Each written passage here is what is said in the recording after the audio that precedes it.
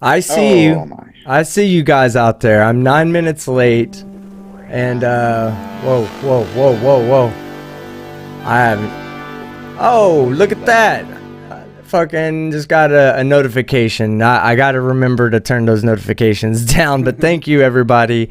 Thank you. That threw me off, that new notification. Of course, as you see, we have a new setup here. Don't worry about the Mankini. That'll come out later. In fact, I'm wearing it throughout this entire discussion today. Today, you guys are going to get a lesson in special relativity from a man wearing a mankini. That's what's about to happen today. But before we get to me... It's nice. Yeah, it's very nice. Before we get to me, let me go ahead and turn it over to Fight the Flat Earth. How are you doing tonight? I'm doing good, but you know what? Fuck you, 2020. Fucking Sean Connery. Really? Just, no, stop it. What? Sean Connery passed, man? No way. Yeah. Oh my God, that's nuts. The original Bond. No, fuck it. The only Bond. There is no other Bond apart from Sean Connery, man. It's seriously, fuck you, 2020. And what scares me, team, is we're just coming into November. We are yet to have the season finale of 2020. God damn it! You ain't Yeah, lying there are about many that. Bonds, but there is only one Bond. Yes. Yeah, exactly. I mean, yeah. Also, fucking Bobby Hill died the other day. I mean, no, what the actual fuck? Seriously. I do not like living in a time that a future historian is going to make his career on. I'm sorry, I'll turn that down in a second when I get an opportunity. I'm sorry. Until I have an opportunity to turn that down, y'all are going to have to hear it. I apologize. But yeah, damn, I did not know Sean Connery passed. That is absolutely, that's absolutely mind-boggling right now. Oh, and James Randi fucking the other week, you know? Yeah. And I was kidding about what? the mind-boggling, guys. Calm down. Yeah. Seriously, but no, I'm doing good. Loving life as always. The UK has been put back into lockdown pretty much today. Something that they honestly should have done a few weeks ago at least. But yeah, wow, what a fucking year, huh? Yeah, no shit, man. Do you remember when everyone was crying about Australia being on fire? God, that seems like a long time ago, right? That was like a year and a half ago. Fuck. No, that was the beginning of this year, team. No, it wasn't. No you did your way. charity drive. Yeah, you did It your charity seems drive like in the a month of year and a February. half No. ago. It seems like a your year and a charity half drive ago. with the mugs for the month of February, God, and then I you did let not it go realize into it. a bit of March. I thought it's so much fucked up shit has happened in 2020 that feels like it was 18 fucking months ago. Exactly. Jesus. I mean, yeah. So I'm worried about the rest of 2020, but yeah, looking forward to a decent discussion today instead of talking with someone who has an IQ that makes it hard for them to tie their own shoelaces. Yes, so let's introduce Sir Gessie, right? Sir Gessie, as I say that right? That's Sir Goosey, but it's okay. Sir Goosey. Okay, Sir Goosey. Hi, All right. team. Hi, FTFE. Hello, chat. Hello. Happy Halloween. Well, thank you for contacting me and wanting to set this up. Team is obviously always very happy to talk about science, especially general relativity and special relativity. He's very well informed on that. I'm decently informed. I'm decently informed. I hate people when they say I'm well informed on it. I'm decently informed. You're hope decently for informed. that. I It's think really my I'm hope. quite well informed on Mickelson, Morley, Mickelson, Gale, Pierce, and Sagnac and stuff. So yeah, I'm looking forward to the conversation, Sir Gersey, and thank you again for contacting me. Yeah, it's a pleasure to be here, actually.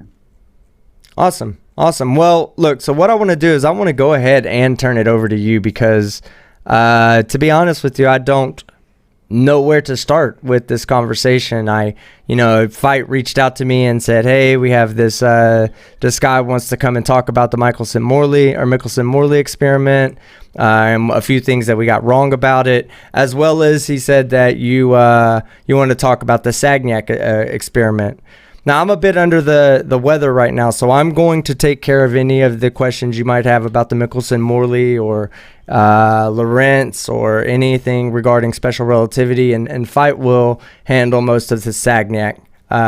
So I'm going to turn it over to you and let you start with it. Yeah, why don't you just give us, introduce yourself to everyone, obviously, and tell us what your position is, and we can just take the conversation from there.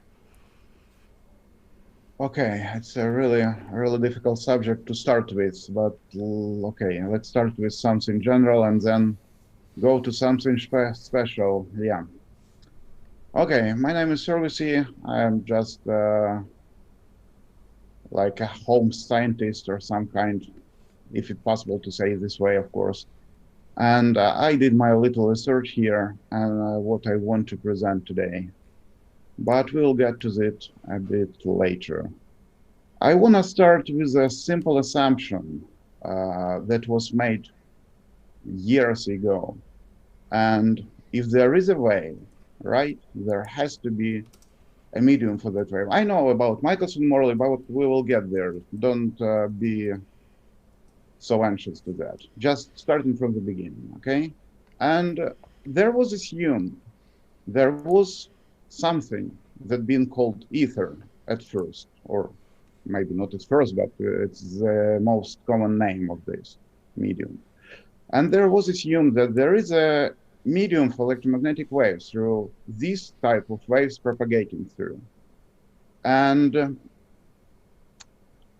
at the end of the ether, Mickelson-Morley experiment, as believed, or we will get there as well, as believed, turned the ether away of the science and everything like that and proved that there is no medium.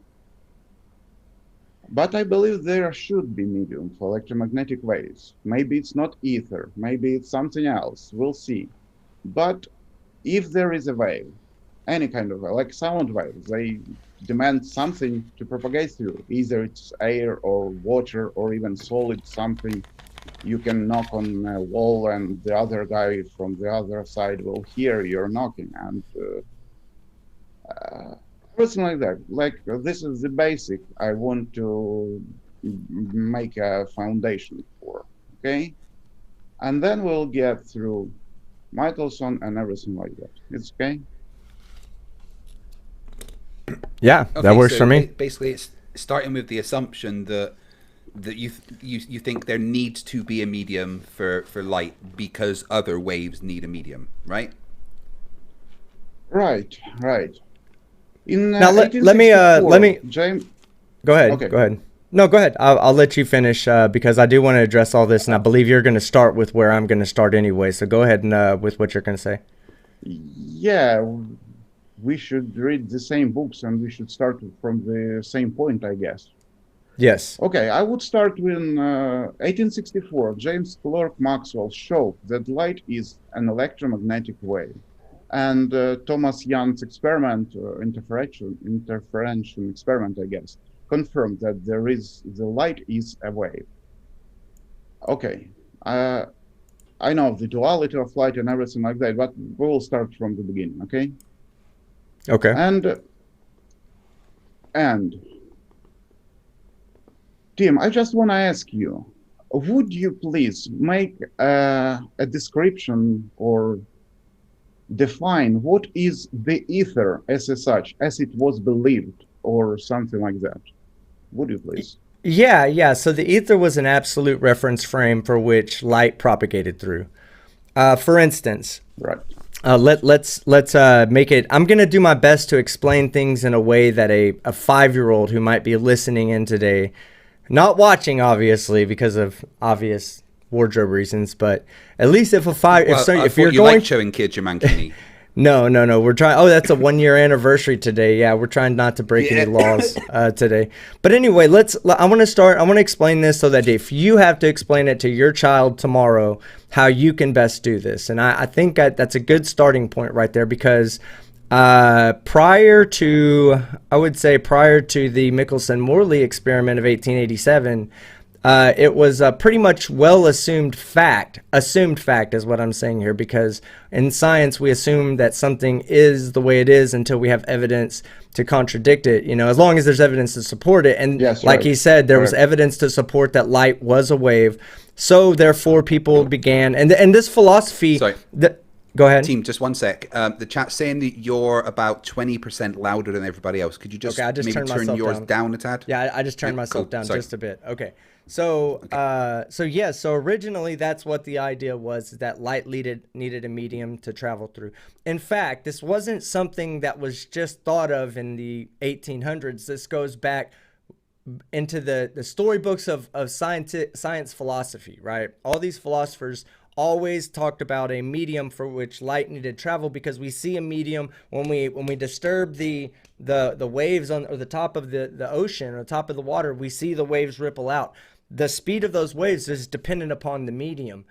We also know that that like when we're going through sound, let's say we're traveling through what's a relatively stationary atmosphere and we speak, we know that the sound travels relative to the medium. It's always traveling in the medium at a certain speed. It doesn't carry your velocity with it. So the idea was the same with waves of light. Now, unfortunately, that was disproven by two Nobel Prize winners. Number one was Planck, for the Planck's constant. I believe that was 1918, maybe 1919, in 1918 or 1919. And then the second one was Einstein, who won the theory for the photoelectric effect in 1921. Now, these two observations showed that light was indeed not a wave, but was a particle, and that the wave nature of light can be explained through the understanding of electromagnetic waves and the propagation of electromagnetic waves. Now, what you're looking for when you say you're looking for an ether, what you're looking for is the electromagnetic field. It's not actually a medium that you and I can put our hands through or touch. Because if we were to assume that there was a medium there, okay, if we were to assume that light needed a medium to travel through, then we would need to make certain understandings about this medium. Number one, the medium is extremely rigid. Okay, and why we come to this conclusion is that waves propagate through mediums faster as they increase in density. So understanding how fast light waves propagate would lead us to assume that that the ether of light would have to be extremely rigid so that it could propagate the light at extreme speeds. The second understanding is that we don't interact. Can I have a minute here?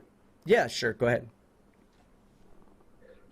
Yes, if we compare the hypothetical medium to a substance, then yes, it has to be extremely rigid, yes. But I'm not saying that the medium for electromagnetic waves made out of regular matter or something we know of. Actually, no one was digging in this direction, and it is not possible at the moment to say what exactly is this kind of medium, what is made out of, and why, and everything like that. I agree with you. If we would compare what we know, yes, that we know about matter, and compare to the hypothetical, let's say hypothetical medium for the electromagnetic waves, then yes, it should be rigid. But if it's made out of something else, not a regular matter as we know of, then probably it's not the case.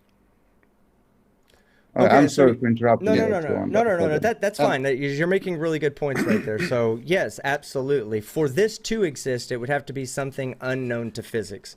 And the idea behind the Mickelson-Morley experiment was to test for this, because there's certain aspects of this medium that you would have to understand. Again, if we're riding around in a boat on top of the water, the waves don't propagate forward with our velocity attached to them. They propagate forward dependent upon the medium that they're propagating through.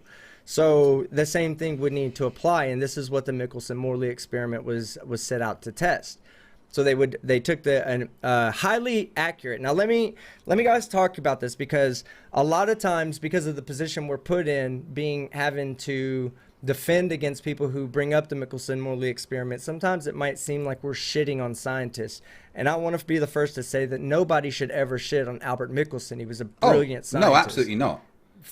I believe first scientist to accurately measure the diameter of a star. I mean, give me a break here. So many aspects of physics that he was involved with. Go ahead.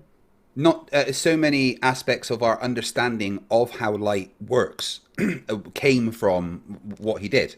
Right. Just because he's known for having the greatest failure in science, the Mickelson-Morley experiment, doesn't mean that he failed as a scientist. And it wasn't really a failure. The idea of an No, no, experiment no, no, in not at all. science. He was No, a brilliant yeah, no, scientist, absolutely. probably, The idea of an I don't experiment know, in the science. best one at that time, I Yeah. guess.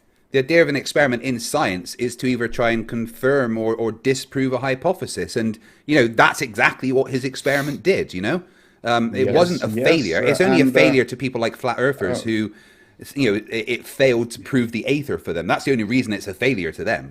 Yeah. So let me tell yes, the story and a little Tim, bit. Yeah, go ahead. Go ahead. give me a second here, please. You Okay. mentioned water and a boat on the water, right? Yes. But what if the same kind, just imagine a river, yes? The river is flowing with a certain speed, and you are in a boat on that river without any paddles, without any engine or nothing else.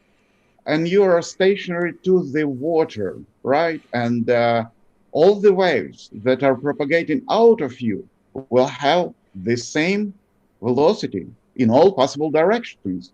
That the same, absolutely same, the Mickelson-Morley experiment showed, right?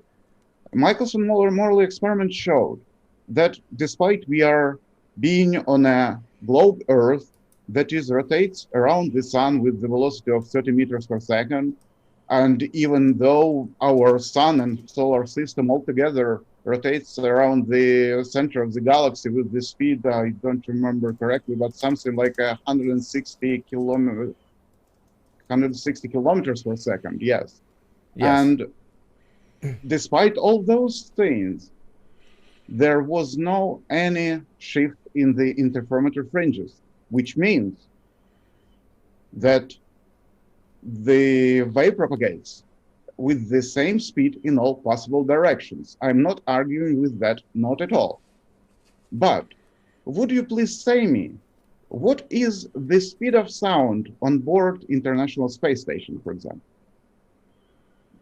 I mean, I wouldn't Well, know off the top of my head. Go ahead, Fight, if you want to take this. I don't. I the wouldn't know speed of that off the sound top of my head. on the International Space Station would be pretty much the same as the speed of sound on Earth because it's traveling through the same atmosphere that we have.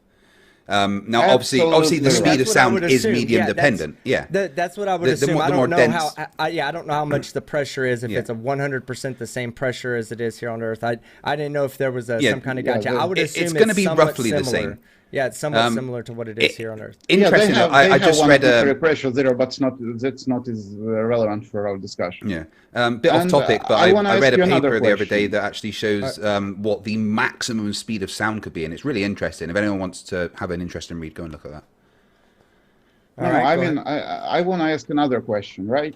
Does it mean the constancy of the sound speed, despite the space station is going around Earth with 7.9 kilometers per second, and we have the same sound speed on board International Space Station than we have here on Earth being stationary? Does it mean the constancy of the sound speed? Okay, so let me give you an example of where it's different between light and sound. Okay, and this is what needs to be explained, and this is what I believe it's Henrik Lorentz.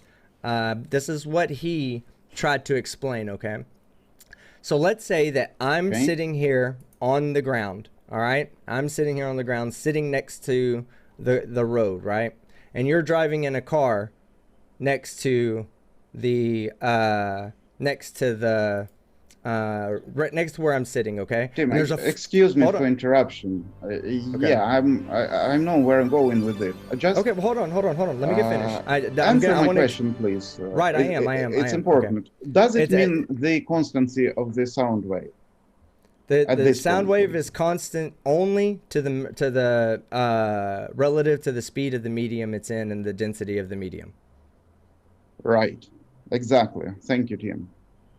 You are correct as usual. So, going back to the example of the river with the floating water and the boat motionless relative to the floating water. Can we assume that Okay, forget this about a second. Can I Well, share my screen? let We me would go to let the me Mickelson-Morley experiment yeah. Let itself, me kind of and expand on what I you're. will point Well, what hold on. I'm. Let me go ahead and finish the point I was Okay. trying to make. Okay, I just simply want to make one point. I'm gonna pull up the Paint 3D for us real quick. Give me 1 second to get this brought in. Everybody will have to Yeah. forgive Okay. me. I have to You can continue. actually. Just we will come back to the Mickelson later. Okay. Yeah. No, this is going to tie directly into Mickelson. Mickelson Morley. I'm directly talking about this right now. So let me just get this. Let me just get the right screen up. Yeah. Right. To add all these things, it took me. It took like it. Hold on. Sorry, to add all the new stuff that I've added, it has I have to redo all my inputs and stuff like that. I apologize for running a little bit behind on that. But okay, so here you should be able to see. Oh well, Yeah. now I don't have it shared yet. Give me 1 second to share my screen.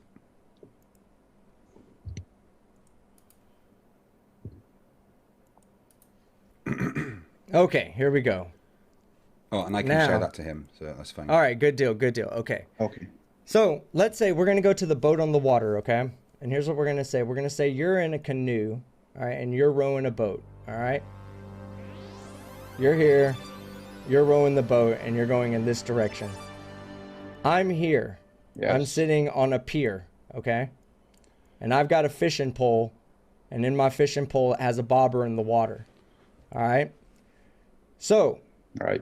a fish comes over. This is the weirdest looking orgy I've ever seen. Look, a fish comes over and hits the bobber, causes the bobber to disturb the top of the water at the exact moment that you propagate past this point where it's directly in front of us two at the exact same time, okay?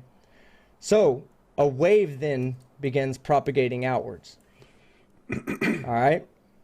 Now what we do is we're going to measure Right, the yes. wave and we're going to measure the wave in one direction. This is the wave going out. Now you will say that the wave is going slower than you and I will disagree on the speed of this wave, okay? We will absolutely disagree because you are moving with some sort of velocity in this direction. So you'll see the wave, so V1, we'll say V2 over here, okay? V1. So how fast you see the wave going, VW, will be equal to V1 minus, or V2, I'm sorry, V2 minus V1. My V1 is 0, right? Tim, My may I V1 interrupt you for a Hold second on, here? hold on. Let me finish this. My V1 is 0. So I see the wave propagating at V2 minus V1 prime. Which equals, since V1 prime is 0, that's going to equal V2. You and I will disagree on the speed of this wave. Now when it comes to light, let's say that you're moving at some clip of light, of the speed of light to in this canoe at a great clip, and I'm here, and instead of a bobber we have a little, when it recognizes the disturbance it flashes a light. All right, so now this no longer applies. All right, so what you see the light traveling at is not going to be the velocity of the light, L, we'll just tell that L just for the people at home. What you see the velocity of light will not be V2C minus V1, okay? You'll always see it at C, always, every single time. This is the tenet of the Mickelson-Morley experiment. This is what they were out to prove, that measuring the speed of light in one direction relative to a medium would give a different answer relative to something that was not traveling with a velocity relative to the medium. So in other words, one arm of the interferometer was in the direction of motion, and the other one was at 90 degrees to the direction of motion, so that you would get a drag in one direction but no drag in the other direction. Not exactly. Taking this example, as you say, we being on a boat which goes with velocity of something, and being on a bank with the fishing rod and seeing the wave propagation velocity from your point of view, from your reference frame, right? Okay, if we would use a terminology, right terminology. So we can see those waves because we are seeing in electromagnetic waves, but we are seeing waves that propagate through water, which is surface waves, and they are traveling much slower. But if we assume that we would see only through surface waves, then everything would be the same to us. And your example showed that your boat has a pedals or motor and you are going relative to the medium, right? Yes. But if you are on a stationary river without going relative to the water, to the flowing water, then it would completely the same from your Right. reference frame, despite you are going together with the water, and from the other reference frame on which a guy with a fishing rod on a band, that would be the same wave propagation in all directions as well. But they would both be agreeing. They'd both have the same exact velocity, right? At that point, they would both be relatively stationary to one another. Yes, I brought the example of the International Space Station, which is going around the Earth together with the medium for sound waves, right?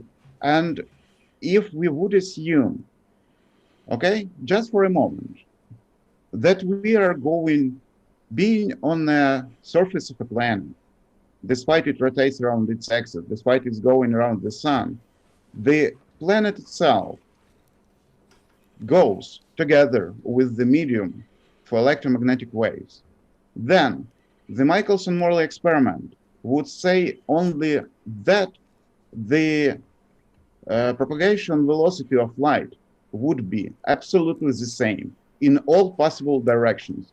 I mean, just assume for a second. We'll get into that, but just hold on. assume for a second. How? Our planet 'Cause going together that's with the different. medium. Well, Okay? that's different than what Mickelson Morley were trying to explain. They actually anticipated a interference pattern, so they anticipated light being slower in one direction. So this is not what they. Yes, that's not what correct. they said. But can we go to the description of the experiment at this point? Yeah, Okay? sure. I want to share my screen here, and it's. Go ahead. It's You can here. share. You're up. Okay, I found a very interesting article. Hold on, that I need was- to bring that Oh up my- properly. Bear me one sec. Okay. Why is it not showing up on the screen capture? Oh my. Craig, you know, I can send this file through mail to you. You can Yeah, open that's probably the your best thing Windows to do. Just send that to me, and I'll put it Okay. up. Because the screen capture is not picking that up for some reason. Okay, then give me a second, please. Then give me a second. So. Yeah, live stream, guys. What do you want? Yeah, No fuck it, we'll one do it was live. prepared for that. I'm not prepared for that. Yeah, definitely, yes. So Okay. while we get that up, I just want to, to make a few things to let people know about the Mickelson-Morley experiment, okay? Because a lot of people don't actually know about this experiment. It's okay. So in the world of physics, there was something that was just accepted, okay? The idea of the ether was just accepted. Let me get the... Yeah, just was a common idea at that time. Yes, that's correct. Yeah. So when the ether was just accepted, no one ever my tested for eyes. it. No one ever really tested for it. No one looked for a test for it. No one said, is the ether really there? They just all assumed it. Now, Albert Mickelson was a genius, and so was Heinrich Lorentz. All right, neither one of those guys should ever be discredited for what they did, because their contributions to today's science. No, not at all.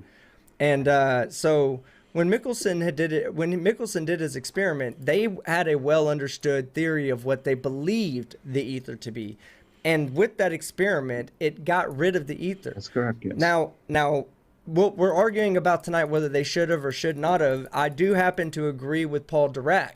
Paul Dirac said, as easily as the ether was accepted, it was discarded. Like people accepted it with no evidence, but then they discarded it with no evidence, which is perfectly fine when you have a substitute that works as well as it does. But even Dirac said that there was no there was no real science to, it didn't really get its day in science court. I don't disagree with that, okay? There should have been a bigger, a more rigorous testing of the ether, but here's the thing. It's like trying to rigorously prove that pink elephants don't exist. It was just a philosophical idea about light needing to have a medium because they were a wave. It was just philosophical completely. Okay, Tim. There was never, ever any evidence to support that. Sorry, Theo Fungi in the chat says, please don't stand up, please don't stand up, please don't stand up. I'm not wearing, I have, listen, I have no shorts, one of us will, no worries, guys. I have shorts around my ankles in case I need to pull them up to stand up, but I'm full Mankini and that's all I'm fucking wearing right now because I'm doing this shit fucking raw, okay? so this is, right. Here's the thing. The beautiful minds of Lorentz and Mickelson, they held on to that ether belief, all right? And even Mickelson said that his experiment was a validation of special relativity. He didn't want to say that, but the truth of the matter, it was. Yes, I agree. He did. He the relativity is based upon the Mickelson-Morley experiment. No, not at all. Not at all. No. We'll go through the history of special relativity. Yes. So what do you... Okay, so... Go ahead. What I'm going to do is I'm going to turn it over to you and I'm going to allow you to present for a minute. We are going to cover the history of special relativity tonight and how it absolutely, and believe me when I tell you this, it absolutely has nothing to do with the Mickelson-Morley experiment, the results from Mickelson-Morley, nor did it have anything to do with the Lorentz's explanation for what was going on. But we're going to get to all that in one moment. Right now, I'm going to turn it back over to you. Yeah. So where did you want me to go in the thing you sent me about? I can zoom in. Yes, this is just the beginning, the very beginning. Okay. As Tim said. Yes, somewhere here. Okay, fantastic. So, this is an article. Was written in the American Journal of Science. 22nd of August, 1881, prior the Mickelson-Morley experiment. It was written by Albert Mickelson himself. And I just want to have your attention here, how they treated the medium for electromagnetic waves. Okay? Craig, would you be so kind to read a couple of the abscesses here, the first and the second in your... The undulatory theory of light assumes the existence of a medium called the Aether, whose vibrations produce the phenomenon of heat and light, and which is supposed to fill all space. According to Fresnel, the Aether, which is enclosed in optical media, but partakes of the motion of these media to an extent depending on their indices of refraction. For air, this motion would be but a small fraction of that of the air itself and will be neglected. And one more, please. Assuming then that the Aether is at rest, the Earth moving through it, the time required for light to pass from one point to another on the Earth's surface would depend on the direction in which it travels. Right. Okay, we have a description of the experiment. Assuming that the Aether is at rest and the Earth is moving through it. Okay, in this case, they were assuming that the medium for electromagnetic waves should be at rest. But if it's not at rest, if it travels together with the Earth, just assume this as not a fact, but just as an assumption, okay? And we would have gotten absolutely the same result the Mickelson-Morley had. Zero result. The light speed, when such a medium would travel together with the planet, the propagation of the light speed would be the same in all possible directions as well. Okay, so therefore, can I ask Mickelson-Morley, can I ask you a question? Let me finish, please. Okay, go ahead. I'm sorry, go ahead. And in this, I'm sorry, I didn't mean to throw you off. I was trying to address what you said. It's okay. No worries. There would be absolutely the same result when medium is traveling together with the Earth. will be no any of interfringes shift, because there wouldn't be any movement in that case against the medium. But Right. as the example with the boat, you would be traveling together with the medium, and therefore the wave propagation would be the same in all possible directions. Okay, I will get Okay. to it. Yeah. No. I agree with you. 100%. 100%. I agree with you. Okay. If hold on, if for Mickelson Morley to have an experiment, for his experiment to be valid and not actually be the result of of matching his null hypothesis, okay, if it would have been valid, then what would have had to have occurred was that the medium would have had to have been traveling with the Earth. Okay, now the medium, we go around the sun. Now you've agreed with me on that, right? We go around the sun. So that means, and Mickelson Yes. Morley did the experiment multiple times over. Mickelson did it multiple times over his life. Very dedicated to this idea. Really wanted to show that the experiment was valid. Mickelson was believing in the ether. Yes, that's correct. Yes, very much so. So he took these observations not once, not twice, but hundreds, thousands of times in his life. All right, and he never detected the ether. Yes. Now he did it. He documented it on several different occasions. Twice when they were 6 months apart, because he wanted to get the relative motion through one. Yes, they way through assume the ether goes with that direction. Right. Okay, yes, So I understand. So then we have to explain now. This. You have to explain to me now then what the ether is and why it revolves around the sun with the Earth, because you already said the Earth goes around the sun. The ether's stationary to the Earth. That means the ether must as well go around the sun with the Earth. Why are we special? Why does the ether stick to Earth and orbit the sun with the Earth? Okay. That's easy, actually. Oh, really? Yes. What else is stuck to any of massive body? Absolutely any of massive body in our universe. What do you mean? What is stuck to them? Matter? Yes, it literally stuck to the mass. More mass? Matter? Yeah, more mass. Not matter. Okay. The space-time curvature. Where there is a planet, Right. there is a sphere of gravitational influence. Mass bends the space-time. And whenever mass is going, the curvature of the space-time goes together with the mass. Craig, I sent you a link where there is a little video. Would you please share it on the screen? Yes, let me just get that up. Hold on. Are you saying that? Let me just clarify. Okay, are you saying that the ether is space-time? Because I'm writing down notes as you're speaking, and I want to ask questions, and I don't want to miss it. Are you saying that the ether is space-time? Not exactly, but yes. Or are you saying that I'm not saying the ether is a space-time. Are you saying the ether I never is stuck said to Earth the because ether of... is or was a medium for electromagnetic waves?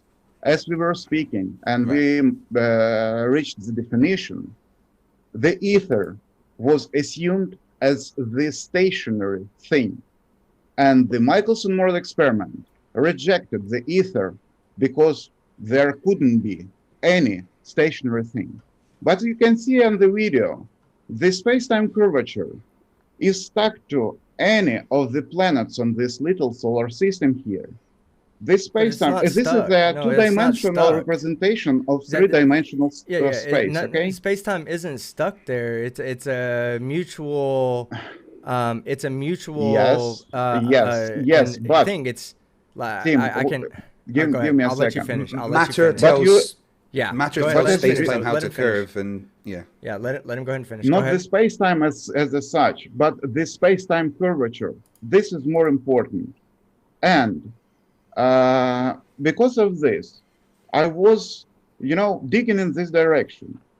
If it's true, do the speed of light assumed at this moment as a constant, does it depend on the level of gravity, of the strength of gravity, other words? Okay, let me explain that. And Let me explain that. We have an I actual found- experiment. We have an actual experiment that we've done before to test this. Okay, so we've measured. We've used radar to measure the distance to Venus. Okay, so as Venus came around, we measured it on this side of the sun. As it went around to the other side of the sun, we measured it on the other side. We already understood the orbit of Venus, so we know that if light travels at a constant speed, it should get there and return to us within a certain amount of time. And what we find is that it actually comes back to us about 200 milliseconds or a little bit more than that, slow. Okay, so it doesn't return when it's supposed to get there; it returns late. Now, what this is, this observation validates the theory of space-time, because clocks run at different rates. So as the light was passing through a region of space where time was running slower, it just appeared to us, to our clocks, as if the light took, as if the light passed through a region where time was running slower, which it did. And when it came back, that we could measure this and validate that this was a prediction that Einstein made. Go ahead. Yes, that's correct. The Einstein had only one thing left he could manipulate with. It's time. Because we can measure distances quite precise. We can measure, what else? The speed, it's, distance divided by time. There are only two components here. If we can measure precisely one of the components, then the other component might be involved. Yes, and he was thinking that the time is actually the component that can vary. And we do have an experimental proof of that.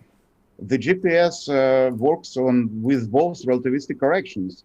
One of them depends on the relative speed, and the other one depends on the strength of gravity exactly. Yes. Right. But we will get into that. Are you agree with me, Tim? No, 100% agree with you. 100%. Yeah, okay. Then I would go to another. Sorry. Well, let's stick with Mickelson Morley real quick, because we haven't got beyond that yet. So I want to go back to that, and then we'll just keep moving forward from that. Yeah, let's finish that part first. So go ahead. I'm going to turn it over to you and let you present. No. I already finished. I already made the point that if we would assume, at least for a moment, that the medium is traveling together with the Earth, and I show you one of the possibilities why it might be this way, then you've tied two things experiment together. would show the same absolute result. Okay. So from my perspective, you've tied two things together that are not relevant to one another. Okay. Space-time is a field. This way. I agree. Yeah, it's a field it's a way of tying length and time together. Okay, and this is important. We do have, if I can show you that length contractions happens without time dilation, then you could say that special relativity and general relativity are not, or either one of them, neither one of them would really be relative. Especially special relativity would be irrelevant if I could show you an instance in which length contraction occurs but time dilation does not. So, because they go hand in hand by the term gamma, according to the Lorentz transformations. All right. Excuse me. Let me get my camera up. I closed the window down, so that way people aren't just looking at you while I'm talking. Okay. Okay. So anyway, really, what we ended up getting with this Mickelson-Morley experiment, they understood that the ether did not stick to the Earth. Okay, they understood the ether did not stick to the Earth. This would be basically like saying the electromagnetic field is the ether, because everywhere you would go, you would get a relative frame of stationary motion. You know, that would always be your stationary motion. You would always see light traveling at the speed of light, no matter where you were at or what you were doing in any frame of reference, because in your frame of reference, no matter if you're standing still or moving at a constant velocity, the ether is standing there with you. That's what the electromagnetic field is. And you're substituting it with the ether and then trying to say, but it's the same thing because space-time's always there. Now, it's a good tie together, because general relativity does discuss space-time, and special relativity is completely independent of four-dimensional space-time. Okay, completely independent. All we need to understand when it comes to time dilation and length contraction is a very basic understanding of Pythagoras' theorem. Once you have Pythagoras' theorem, you can derive special relativity in all its glory from just and then having to understand a couple of things. Number one is something that we should all be able to agree upon, and that's that all physics in inertial frames of reference are valid. Okay, so if I'm in an inertial frame of reference, I'm going to see, and I perform the same thing. Let's say I'm moving at half the speed of light in an enclosed box, and I perform an experiment. I should get the same results of that experiment, whether I'm moving at half the speed of light in a box where I can't see the outside, or at a stationary box where I can't see the outside. Now, so that's the first part we need to understand about special relativity, and the second part we need to understand is that light is a physics phenomenon. Okay, light is one of something that falls under the first part that we talked about. It's classified as part of the first part we talk about. So the second part, the second postulate is to say that everybody will observe the speed of light the same in all frames of reference. Okay, so that's the first two things that we have to do. This is what we see in reality. We have to explain that. Now, I'm going to go ahead and give you a couple of examples of where we physically see this in reality, and we use this today. You said GPS, which is a great one, and I'm going to stay away from GPS because everybody knows about GPS. What I'm going to go ahead and do is point out two experiments that have been done in modern history, and that's the Muon Detection, which is a validation of special relativity. That's done by Dave Frisch of MIT and James Smith of the University of Illinois, where they filmed themselves testing really the time dilation, for relativistic time dilation. So anyway, understand me, please, in the right way, okay? What's that? I do not like the theory of relativity. It's true, but it's not because it's wrong or right or something else.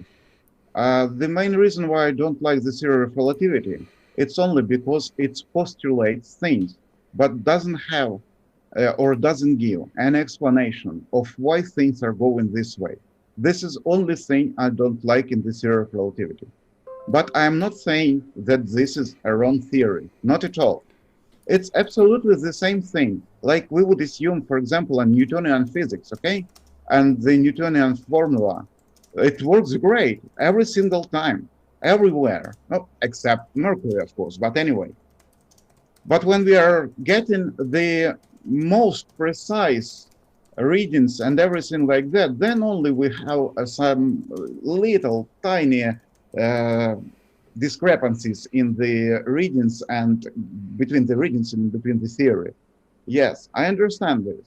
The theory of relativity is working, but it's only working in the gravitational sphere of Earth, because the quick example, there is such a thing as the flyby anomaly, for instance, where it's not where the probe goes to another planet making a gravitational slingshot maneuver, and it gains a bit more speed than it should have when it goes one direction, and it gains little less speed when it goes in other direction, where there is no explanation for that fact. The other thing, also related to the space probe, did you know that when there was a beginning of space exploration, there was several probes sent to Mars? I don't remember the years exactly, but I will dig through that maybe later. And when the probe leaves the sphere of gravitational influence of the Earth, it goes a shift of its carrying frequencies a bit. And because of this shift, several probes have been lost in the beginning of space exploration. And after that, some engineer just tried to search upper and lower frequencies, and he found that probe depending on the direction of that probe, either on higher or lower frequencies. And that doesn't connect it to the Doppler effect, because Doppler effect is a little bit other thing in this case. And there are lots of other things like dark matter, dark energy, where astronomers said the galaxy, our galaxy, has to have this form only when it should be 95% heavier. There are only 5% of regular matter in the universe, but we cannot see anything else. But we will get to that example a bit later. There are lots of things that your relativity doesn't describe when we go out of Earth. Team. But when we are on the ground, when we are on the gravitational sphere of Earth, Circusy, one sec. Team's mic went absolutely crazy then. What happened? Oh my. It just sounds like pure feedback, Team, like pure scratchiness. It's from my end, from Team end, from Wish end. Sorry. From Team. Team's mic is coming through crazy. Let me check something real quick. Oh, yeah. Now I hear this. Yeah. Oh, wow. And, Okay, hold on. yeah, I mean, I finished at this point. And, Craig, I sent you another email where the measurement of the velocity of light, Mickelson, other experiment. Okay, let me get that up. Because at the moment, yes, I know, understand Tim. He says the speed of light is constant because it was proved by many experiments. But I want to share my findings on this very first experiment on the determination of the velocity of light. The very first one, it was the Mickelson experiment, not Morley. Morley was inventor of the interferometer, and Mickelson just got an idea how to use an interferometer to detect the stationary medium, which is ether.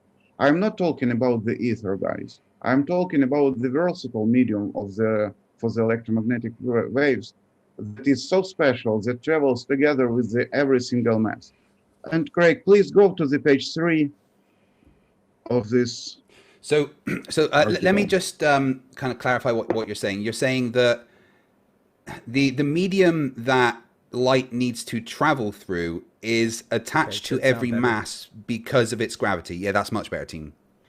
Not because of the gravity. We will get there. Well, because of the curvature of space-time. Okay, I missed one important thing here, guys. Listen, the conception of the space-time is great. It works. It explains the behavior of the weird orbit of the Mercury. It explains time dilation. It explains everything. It explains not everything, but many things. I agree with this. But this very conception also means that the space-time has to have some kind of structure, because mass bends the space-time. We don't know how yet. We don't know what kind of forces or what kind of something is involved in this bending process. Okay, so let me ask you a question. There is a fact that mass bends the space-time. Therefore, the space-time itself has to have some kind of structure to be bent in the first place, so right? Lucy, can you explain to me what it means to bend space-time? What does that mean? Okay, as I showed on the previous video with the planets going around the sun and the space-time curvature going around this planet. I don't need that. What I need you to explain to me is what bends in space-time. Oh, okay. I'm sorry. My mic was low. I just turned it up a little bit. What bends in space-time? Yeah, okay. The space-time itself is bent by mass. I don't know. No. That's no one has. No. Okay, that's like if I say, why does a wave travel in water? You're answering, well, a wave just travels in water. I don't need you to continuously say that it bends space-time. Okay. I want you to explain what it means to bend space-time. Like, what does it mean when you put an object into into space-time? What happens that wasn't there before? Explain to me in your own words what happens that wasn't there before. I don't even know how to say that. The space-time curvature of the space was not distorted. I mean, you can repeat that. You can repeat that because there's a lot of people that repeat that. I agree with you that that's a repeatable answer and it's somewhat right. But what I need you to do before we can move forward, because you're trying to use space-time as your as your medium, or being responsible for the medium to be around you so that light can propagate. Okay, so we need to first understand why you're making this assumption, and I'm asking you, what, let's say we're in the middle, we're going to have a universe that's full of space-time but full of no matter. Okay, so now I put in a baseball into the space-time, into the middle of the universe. Now there's no matter, but there's one baseball. What has bent about space-time? What does that mean? What has changed from the state of the universe, the state of space-time, where there was no matter, to the state where there is now a baseball inside of it? What has changed? We've gotten an acceleration toward this baseball. That's an incorrect answer. That happens, but that's not talking about what changes about space-time. The changing of space-time predicts that there will be an acceleration. Tell it by yourself, please. No. I need to understand why you're coming to this conclusion that space-time's responsible for this matter that's coming together. Okay, so if you want to know the answer, okay, I'll give you the answer.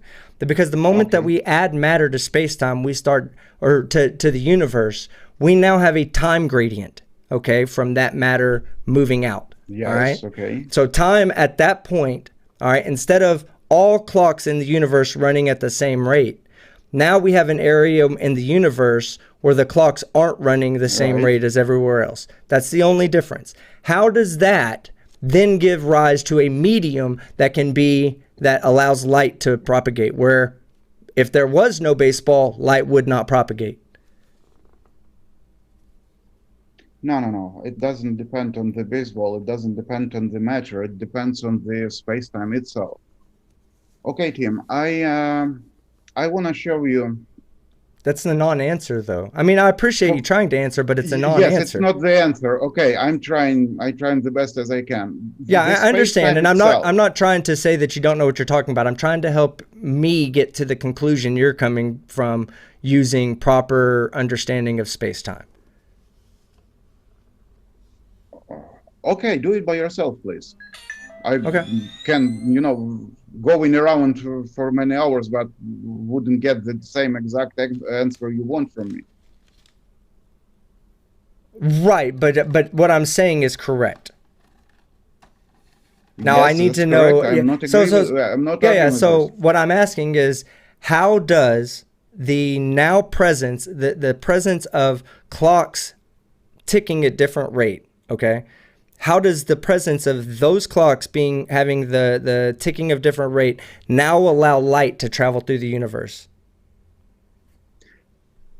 It doesn't depend on the presence or the absence of the mass as it is.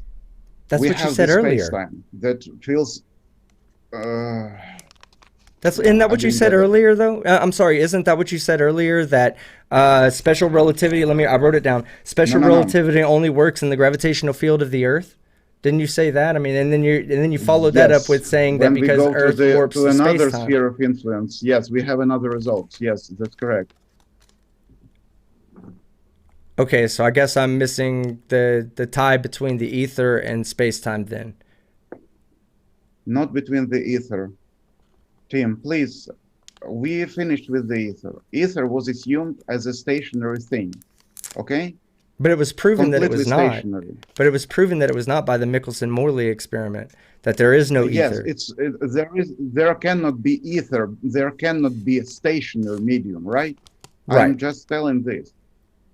But if we would assume, as I said, the space-time, when we have a mass object, and we have this mass object with this space-time curvature, it's only on the representation it looks like this. In actual space, it looks in all possible direction like this, curvature of the space-time, I mean. And the curvature of this space-time just allows you to be on the surface of a planet, to change because of the time dilation phenomenon and many other things, to appear, or it's a wrong word, but to appear that the speed of light is absolutely constant and having the same speed in all possible directions, being on the surface of the planet. I can at least, okay, I don't know. Yeah, this is my weak point here. You found it, and I'm grateful for you for that. And okay, and what I wanted to do is just go to another Mickelson experiment and to show you that the speed of light is not a constant as it appears to us. And I'll explain later why. But using that experiment, I can prove that there is a variations in the light speed, and those variations are because of the gravity force.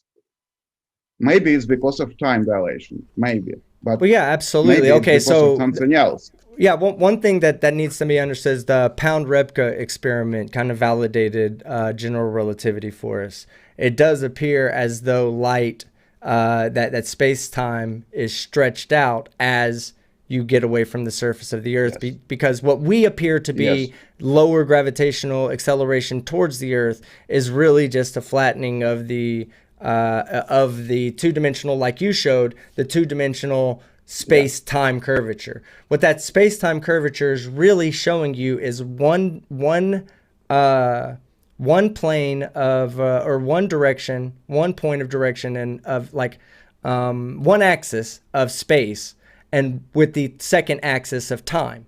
So when you're watching this go around, what you're seeing is a time dilation curve versus space. Space doesn't necessarily change. What changes is the rate at which time ticks, and that in itself is what we experience as gravity. Not exactly, because we have a space-time. It's a one thing. And Well, if no, we have changes in time, it's changes the space-time. Do you remember those conuses on the, I don't have them handy here, but where it explains light cones, yeah. Time and oh my, Yeah, light cone. the space, Yeah, I understand that. and light cone, yes. No, I understand all that. I have a pretty good grasp on all that for sure. Yeah, but what I'm saying that is like, if you have one distortion in time, that it's inextricably links to distortion in space and vice versa. okay. So there is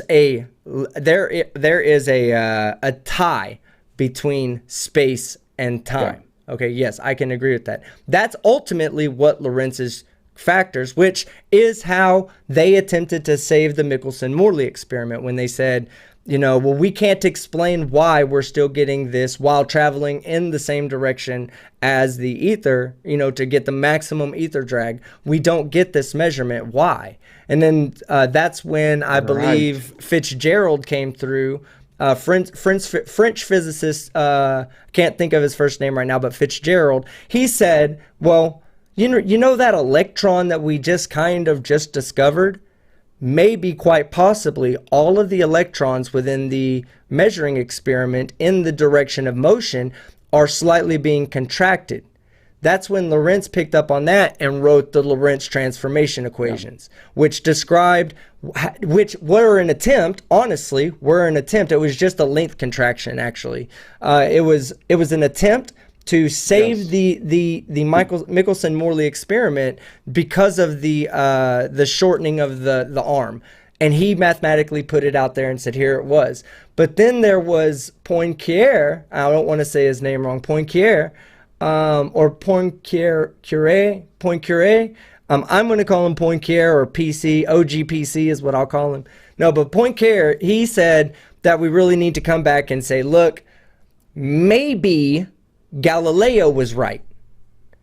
Maybe we need to go, instead of trying to push something that we can't understand, maybe we need to start looking back to things we do understand, which was the Galilean points of view regarding physics being valid in different frames of reference.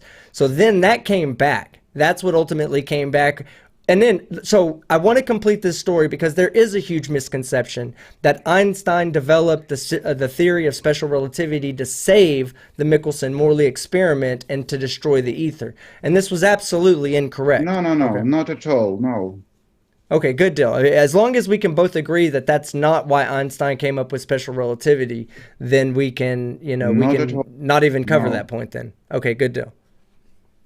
And Einstein solved the experiments of the Mickelson-Morley, and he also been confused with this result because, as you said or I said, there was quite well established that there is some kind of medium, and when there is, speed propagates in all possible directions with the same velocity, it means many things. And Einstein just assumed, right, if it's really propagates through space despite the movement of Earth and everything like that, and just let be it a constant in all possible directions. That was the start of the relativity, right? And then it has been developed using the Lorentz equations, Lorentz contractions, and many other things. As Tim, understand me, relativity is not a wrong theory. I'm not saying that. Relativity just describes. But the presence because, of Sergusi, though, but the presence of an ether yeah. would make special relativity invalid. We would not need special relativity. In fact, the prediction special relativity makes would be going invalid. back to this, Tim, I would say the ether was assumed as a stationary thing, right? If there would have been a stationary medium, then yes, it would invalidate the theory of relativity. But if we would assume that there is a medium, not the ether, okay, forget about ether. Ether not a thing. But some kind of medium, other medium, let's call it other name, because ether, it was, been used by many people without slightest understanding of that. Ether is a stationary thing. We determined that, and experiment showed there is no stationary thing. Therefore, there is no ether. Okay, finish. So what are you proposing? But what do you, just get to the point, what are you proposing as the medium? There is, I'm sorry, I didn't get that. Say again. What are you proposing as being the medium, and how does it interact? I'm going to go ahead and take a pause from trying to interrupt you for a while and give you a chance to fully explain what you think this medium is and how it's a debate, Yeah, absolutely. But I really do. I want to give you an opportunity to get a full answer to what I'm asking and to explain it in the best possible way you can. So my question to you is excuse me, what is the medium? Okay, in your best words, what the medium is, and try to be as extensive as possible in your explanation. And how does it give way to the propagation of light? How is it consistent with the theory of special relativity? And if you want to explain it as far as general relativity, I'll allow you to, but I don't really think that that's really necessary if you can explain the rest of it. Okay, my assumption is that there is a medium that is not stationary, okay, but versatile. And it goes together with every single mass in whatever it is planet, whatever it is sufficient mass to be to have a sphere of gravity, if I'm right. It's the sphere where mass has a bigger, when mass causes bigger acceleration of free fall than the sun on that distance. That is a gravity sphere, if I'm right. And when anything is this sphere, all the relativity will be valid in this sphere. Absolutely, like Earth has, like Mars has. However, Moon doesn't have the sphere of gravity. It has its gravitational sphere, yes, but the sphere of gravity compared to the Earth, I don't have the numbers right in my head here. But the light, like asteroids, for example, they don't have any of gravitational sphere. And then, therefore, okay, forget about that. I dig too deep. Okay, the only way to prove I'm right, okay, there might be a medium for electromagnetic waves, versatile medium, that I think it might be a space-time as such, but yeah, there are lots of work has to be done to this. But the only way to prove that there is a medium, we have to go against the medium, right? Like in your example with the bolt and the water. Correct. And we have something that goes against against the medium. Okay, this is a space station, International Space Station. If I'm right at this point in my assumption that the medium is linked to the space-time, then the orbital velocity, okay, the space station goes around the Earth with 7.9 kilometers per second, okay, And if we would conduct this same Michelson-Morley experiment on board the space station, I think, even I believe, or I even know, that there would be a shift of interference fringes on that interferometer, because in that case, the space station goes around Earth, goes against the medium. Because of, again, according to the theory of relativity, there is a time dilation phenomenon related to the speed, its speed, and to the gravity, because 400 kilometers up, a little bit, tiny bit less gravity than here we have on Earth. And to validate this theory, there is one experiment we can conduct on board International Space Station. But since there was no assumption that might even be a versatile medium, since we didn't even think in this direction after Michelson-Morley experiment, then of course no one did this experiment before. But if, let's say, Tom Cruise go into the space station to capture the film or something like that, let's ask him to bring the interferometer with him and check this. It's nothing, but it might give us a good result. If I'm wrong, yes, I'm wrong. I'm not saying that everyone can be wrong or right, it depends. But if the interferometer would show the movement against the medium, then I might be correct. But and then besides, this is what satellites do, though. When the ones that travel around in high space, if the medium was offered resistance up there, or what? no, why? If they offered no, let's say the Excuse me, Tim, medium. why? Hold on. But if the medium offered no resistance away from the Earth, and that's what you're pretty much saying, right? Like this would be your test, right, to see if there was no resistance as you got further away from the Earth, right? So you're actually changing It's the not medium. resistance. Right. The space-time doesn't resist to going through it. Oh, okay. So you're saying you would get a interference pattern in space then, right? You would get an interference pattern in space, none on the Earth, because the medium be relative to the surface of the Earth. The satellites would be going around. Right. Well, they use, this is special relativity right there. If there was an ether drag, then the satellites would have a different reading that would be not consistent with special relativity. They use you. Go ahead, explain to me how I'm wrong. I'm bad teacher. I'm badly explained. I understand this theme. It's really, really difficult to get it. Okay, how can be said in another way? Basically, what we would have to say is that I'm not okay. Let's start from the other one. I'm not trying to say or disapprove the theory of relativity. As I said, I don't like it. But they use it on satellites. There is no explanations. And what I am trying to do, to explain things, I'm not trying to debunk it. I'm not trying to say that Einstein was wrong. Mostly, at least, I'm trying to explain things. And this introduction of such a versatile medium, which goes with every single mass, might explain things. And to verify, is there such a medium? The only way to conduct the Michelson-Morley experiment on board orbital station, and this is it. And I'm positive that there will be interference pattern in that case. Well, I'm positive there won't be, because I believe that special relativity is. Well, I believe special relativity is not unique to the surface or the localized gravitational areas. Now, here's the one thing I do want to ask you, because I was trying to listen and take some notes. Now, do you think that light could propagate without the need for this medium? Or is the propagation of light dependent upon the medium? Okay, Tim, it's a good question. If light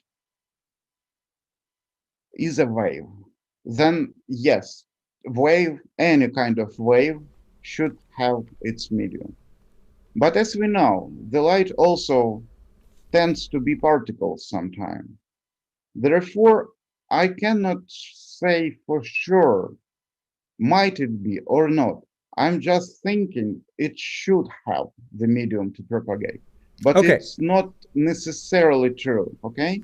So can I come in and interrupt real quick and kind of show why Yep. light doesn't need a medium and why that's a little bit faulty? I mean, I understand the logic, and believe me, here's the thing: what you're thinking was widely Yeah, held I'm trying physics to belief. make logic. Yes, you're Yeah, right. this was a widely held logical belief, physics belief, until about 1887 and beyond is when people started to question this belief. Yes, but So the I do want. difference they were thinking the ether was the stationary medium. I'm not saying that medium is stationary.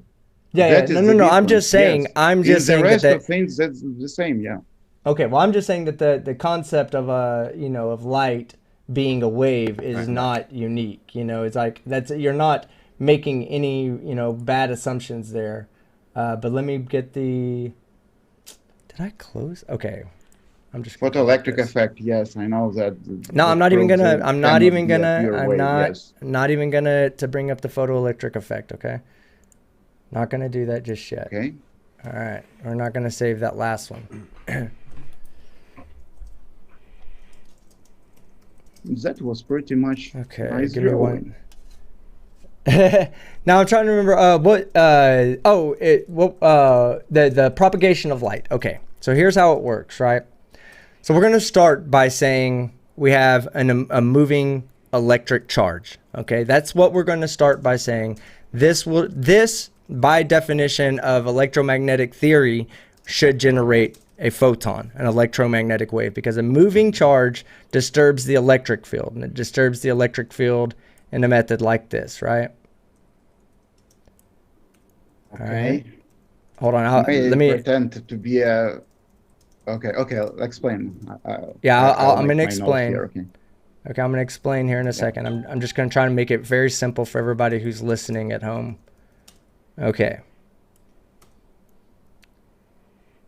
Yeah, All the right, electric field so- in one direction, the magnetic Right. field 90 degrees So- to that and the propagation of Do you 90 understand degrees to why both the though? fields, Do you yeah. understand why? So like you get this shape in here, and these are Maxwell's laws predict this. Well, I guess it would actually go to here. Yes. All right, and you get this charge of up and down, and this right here, the fact that this exists, this portion of what looks to be a transverse wave, it's not really a transverse wave. It's when you plot the points out as the charge moves, it appears inside of the electric field to be a transverse wave.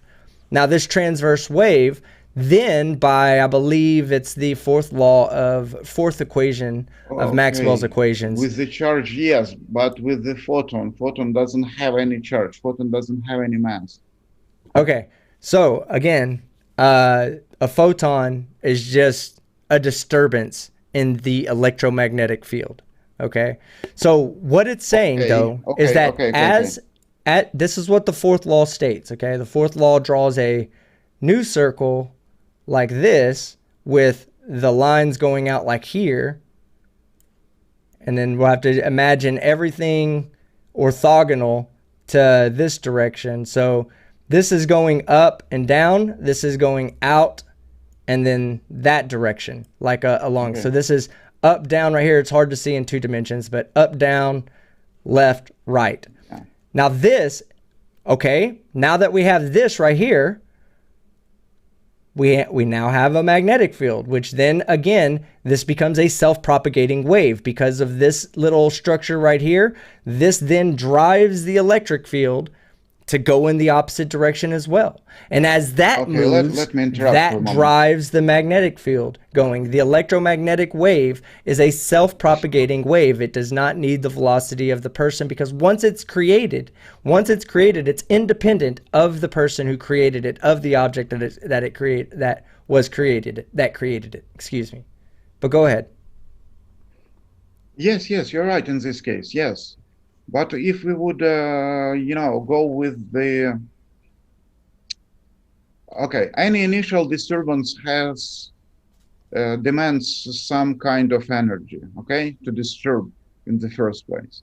And when we disturb this wave, then it propagates through space, time, and or through space, or whatever we can in space, or I don't even know how to say to not to confuse couple of terms here. All right. Hey guys, you want to hear a funny story while we're all chatting, dude? I'm dating a first grader. What do you? Hey, fuck up, Nathan. What are you doing?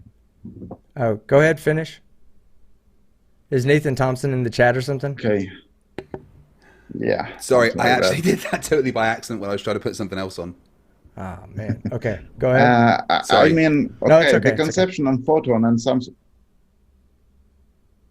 Okay, we are speaking together. Yeah, I apologize. We're on a little bit of a delay. I was just saying. Go ahead.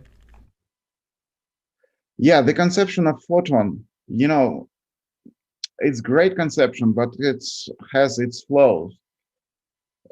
Just for a quick instance, everyone remembers the, we can say, classical scheme of absorption and radiation of a photon by electron. Yeah, when its photon strikes electron and then electron goes to another high level orbital and then he stays there for a while, then jumps back again to the lowest layer and radiates a photon in another direction or whatever it is. Okay. There is little problem. What is the size of a photon in this case? If the photon doesn't have a size. An electron. Yeah, but a photon doesn't have a size. Yeah. It should have. No, why should it have a size? At least wave, because wave has certain properties. We have meter waves. But light is not a wave. Waves, light is like not a wave. Our microwave and yeah, light is misunderstood as a wave. It's not a wave. It's a wave in the electromagnetic field. That is where it appears to be a wave, but it's not a wave. Magnetic field by itself. Okay. Have you ever seen, like, let me ask you a question. Have you ever seen cars on a highway and how they bunch together and they spread apart and they bunch together again, they spread apart and they bunch together again? Yeah. You can take a film, you can take a camera and you can film that and play it in high speed and it appears to be a longitudinal wave. Okay. So you can describe the cars coming together and spreading apart and coming together and spreading it apart as a wave. But it doesn't mean that the cars are waves, you know, or that a wave is being created. It's just the perception of a wave. So when people say that it's an electromagnetic wave, they're right. It is. It's a wave if you look at the electromagnetic field and how it's being manipulated as light travels across. Yes, it's a wave. Okay. At least in this example of yours, we have a road and the cars, okay? These are made out of matter and something like that. But in case of electromagnetic radiation, we have electric and magnetic fields, but no one knows what are those fields. How do they form? What do you mean nobody knows? Them. No, it's a value for every point in space. Fields are well known. Yeah, that's nothing new to us. Field that's assigned, yeah, and vector field where arrow is attached to the single of those points to show the tension, right? But how this film is being formed in the first place, you know, like for example, you have a bunch of cars on a road, you know, you can see them, you know that those cars are just driving over there on the road. The road is a basement for those cars. If there wasn't a road, there couldn't be any cars. The same true is for boats, for example. If there is water, there are boats. They can be together, they can be separate, they can be whatever, you know, location they want. But if there is no water, there couldn't be boats. Okay, I understand your assumption. But what is the electric field as a such? Why it rises? What changes in space somehow that appears electric field or magnetic field or both of them? The presence of a moving charge. The presence of a moving charge affects the electric field. On a quantum level, as it being explained at the moment, right? Okay. But don't you think it's a little bit weird? No, you know what? I think it's weird, but I don't think it's incorrect because okay, so look, science We doesn't can doesn't need explain to things by operate. different methods, you know. Well, science doesn't need to explain things or make sure that I appreciate its explanation. That's not really what science is supposed to be doing here. It's supposed to be giving us a truer and more understanding of what our reality really is. So when photons were first understood, they were understood as waves. Okay, and you're right that if it's a wave, it needs a medium to wave through. That is how waves work when you're talking about wave mechanics. Waves work, yeah, the in the first place, yeah. the speed of the wave is dependent upon the density of the material, you know, or the rigidness of the material, really. So okay, so then came along Planck. Planck came along, and there was other physics problems that were out there that needed an explanation. It was ultraviolet disaster, if I remember Ultraviolet correctly. disaster, exactly. So he had to come up with the Planck's constant, which solved that, and as well as it quantified light. Yeah. Okay, so then Einstein expanded from the quantization of light to get the photoelectric effect in Nobel Prize two or 3 years later. I don't know if 100% on that, but I believe it's 2 years later, in 1919 and 1921. But it was it was so irrefutable. In fact, it's been tested over and over and over in lab after lab after lab. Light is not I agree, a wave. absolutely. Even it has a wavelength, but it's not a there wave. cannot be such a versatile medium. These are, you know, But you have to give me some evidence for the medium. You can look at things with one angle. I'm looking or trying to look at the other angle, you know, to give, as you said, to give an explanation to that. Of course, science doesn't have to explain, but isn't it better if you have an explanation? No, you know, well, there is an explanation. No. This thing Hold happens on. because of that. Sargusi, the explanation is in the four laws, the four Maxwell's equations, and the you can consider it the fifth law, which is the Lorentz force equation. Those right there, those five equations. No, but those five equations give rise to electromagnetic waves, self-propagating electromagnetic waves. That's where light comes from. They're independently verified. And you can test to see if a moving charge generates a magnetic field. And you can test to see if a moving magnet will generate an electric field. You can test these things. In fact, the alternators in cars are built around this concept. So we understand these concepts to be true. Yeah, so we understand these concepts to be true, and we use these concepts in everyday life. That's kind of the idea, is to say, if you're going to replace that, I need to have something better than that. We can, okay, Tim, give me a little second here. Yes, you are completely right. We have an equations that describes the behavior of the field. Yes, we have an equation that describes time dilation, for example. The first and the second relativistic corrections. Yeah, we have all these equations, but to the time dilation phenomenon as such, we don't know what is it, why it appears, what is the reason to be for the time dilation depending on the speed or on the strength of gravity. You know, I'm talking about this kind of explanation, not the explanation. Yes, we understand many things. We have electronics all around us. And it's built because of the basic understandings and the math, where we can calculate how many electrons can go through this wire and something like that. I'm not arguing with this. I'm saying that despite we can mathematically explain the field, but we do not know what this field is by its essence. It's just a point. It's just a value at every single point in space. That's all you... Don't worry about anything else. Once you know that it's just a value, then you can understand the relevance of the field. The field then becomes a three-dimensional matrix that you can assign a value at each point, and you can understand how something like an electromagnetic wave can propagate, because these values change and they feed each other. So once you, and that's where the four laws come from. That's why I'm saying there's no need for a medium, and none of the four Maxwell's laws ask for a medium or need a medium. What are those points in space we can assign some properties to? They're just so they're. I don't know how to best explain this to you without just saying that exactly what it is. It is just a value. So all right. Let's just say like this, okay? Well, Let's you go back. cannot be- No. you cannot exist independently. Let me take it back a second because I do have an explanation, okay? Let me take it back to my example of where the baseball was in the space and it was the only object that was in the middle of space, all right? So let me get myself up on screen so these people can see my beautiful face. Where's it at? What did I do? Where did I put you? I'm an idiot. I have no idea what I did over here, but I'm going to try to figure it out so that way. What did you do? What did I do? Yeah. What did you do? I don't know. I can't seem to find my camera anymore.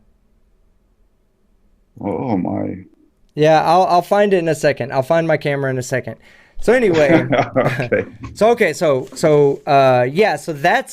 all it is it's just a value in the field. So if we have, let's say, the electron field, okay, and we have empty space, all right?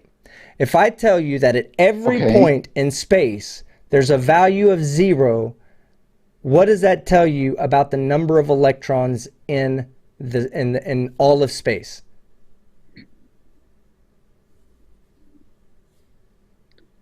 Okay, Tim, we are talking other languages here. I'm asking No, hold on, just entertain me. No, you're asking me what is the purpose of a field, and I'm trying to explain it to you, okay? So not the purpose of a field. We know the purpose. What is a field? Yeah, well, what is a field? What is a field? So let me explain it to you again, okay? So we have all of space, and we decide that we're going to put a value of 0 at every point in space for the electron field. Okay?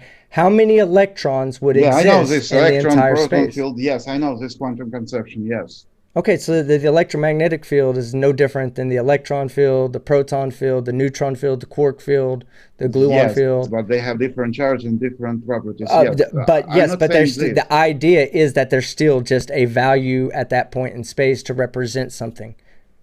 So the electron, let's say if we have a 0 at every point in space, that means we have 0 electrons. Go ahead. What? Yes. Let's make some parallels. We are together confusing matter and space and everything together. Okay, just let's take an air just as an example, okay? Or we know, for example, that here on Earth we have 1 atmosphere of pressure because of the gravity and because of those things.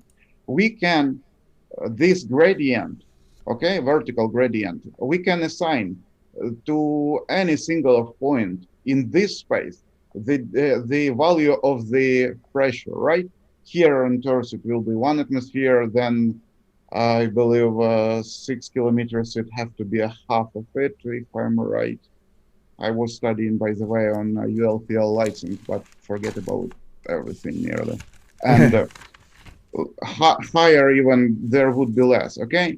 But in this space, we have at least air molecules there on the ground, bigger bunch of molecules together, on some height, less bunch of molecules together.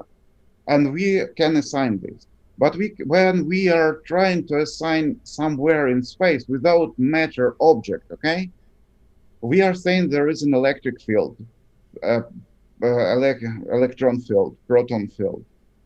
But what are those fields in their essence? I'm asking this. I'm just trying to explain, to give an idea that might be a versatile medium, and those fields are different states of that medium.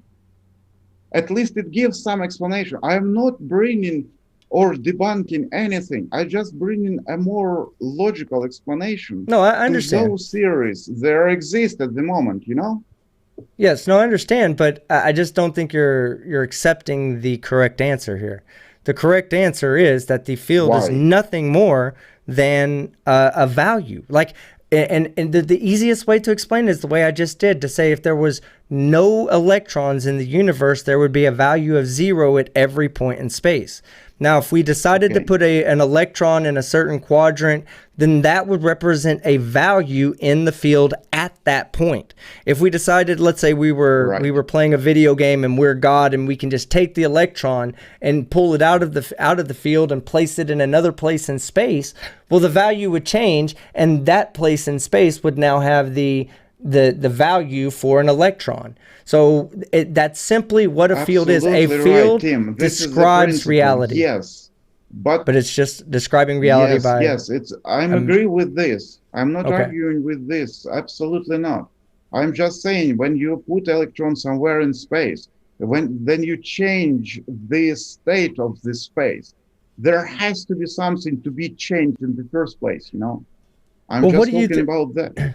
I'm trying to understand how this ties to the way light travels and the medium by which it would need to travel through, I guess. Like we're branching off from that subject a little bit too hard. Now, how about this? Let's turn the subject to something else you wanted to talk about. And Fight's been patient over here.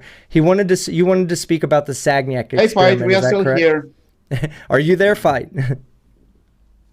Yeah. Oh God, he might be gone. There he is. No, I've been having fun with the chat and arguing with flat earthers.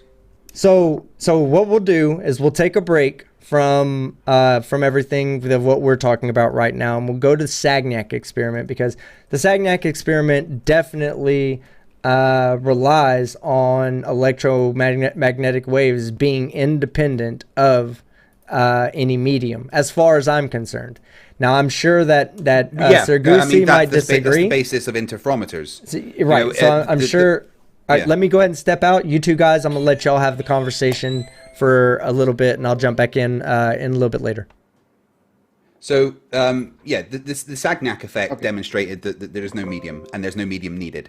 Because interferometers, modern interferometers, which are all based on Sagnac's original kind of experiment and the Sagnac effect, work on the basis of there not being a medium, or they work on the basis of our understanding of light being, of the speed of light not changing for observers, because the speed of light is the speed of light, and the way that interferometers work by physically changing the distance light has to travel to create an interference pattern shows that no medium is actually needed.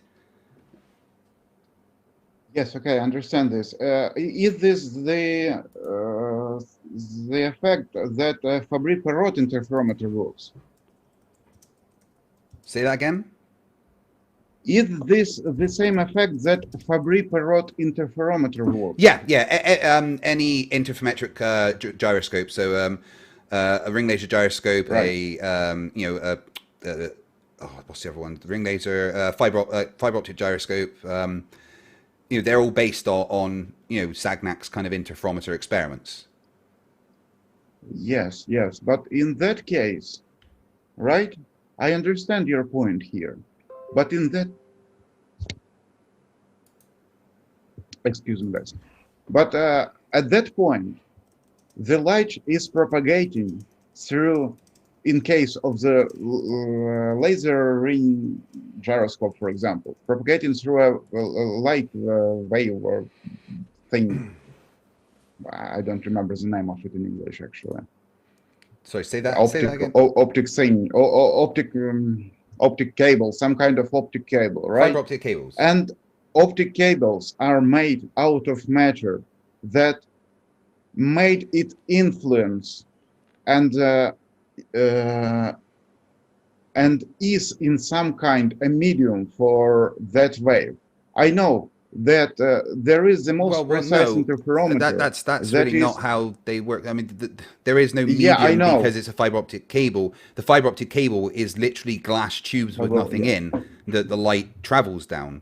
It's the fact that there is no medium within the fiber optic cables that allows the transfer of data to be so quick and the bandwidth to be so large, because it's literally just transferring light. There is no medium for the light to travel in fiber optic cables. Yeah, but not or an exactly. Interferometer. Are you familiar with the refraction index? The refraction index of what? or of whatever, of water, glass, diamond, whatever. Well, yeah, each medium's going to have a different refractive index, and then a different Right. lapse rate between And the you two just and called stuff. them mediums. Okay.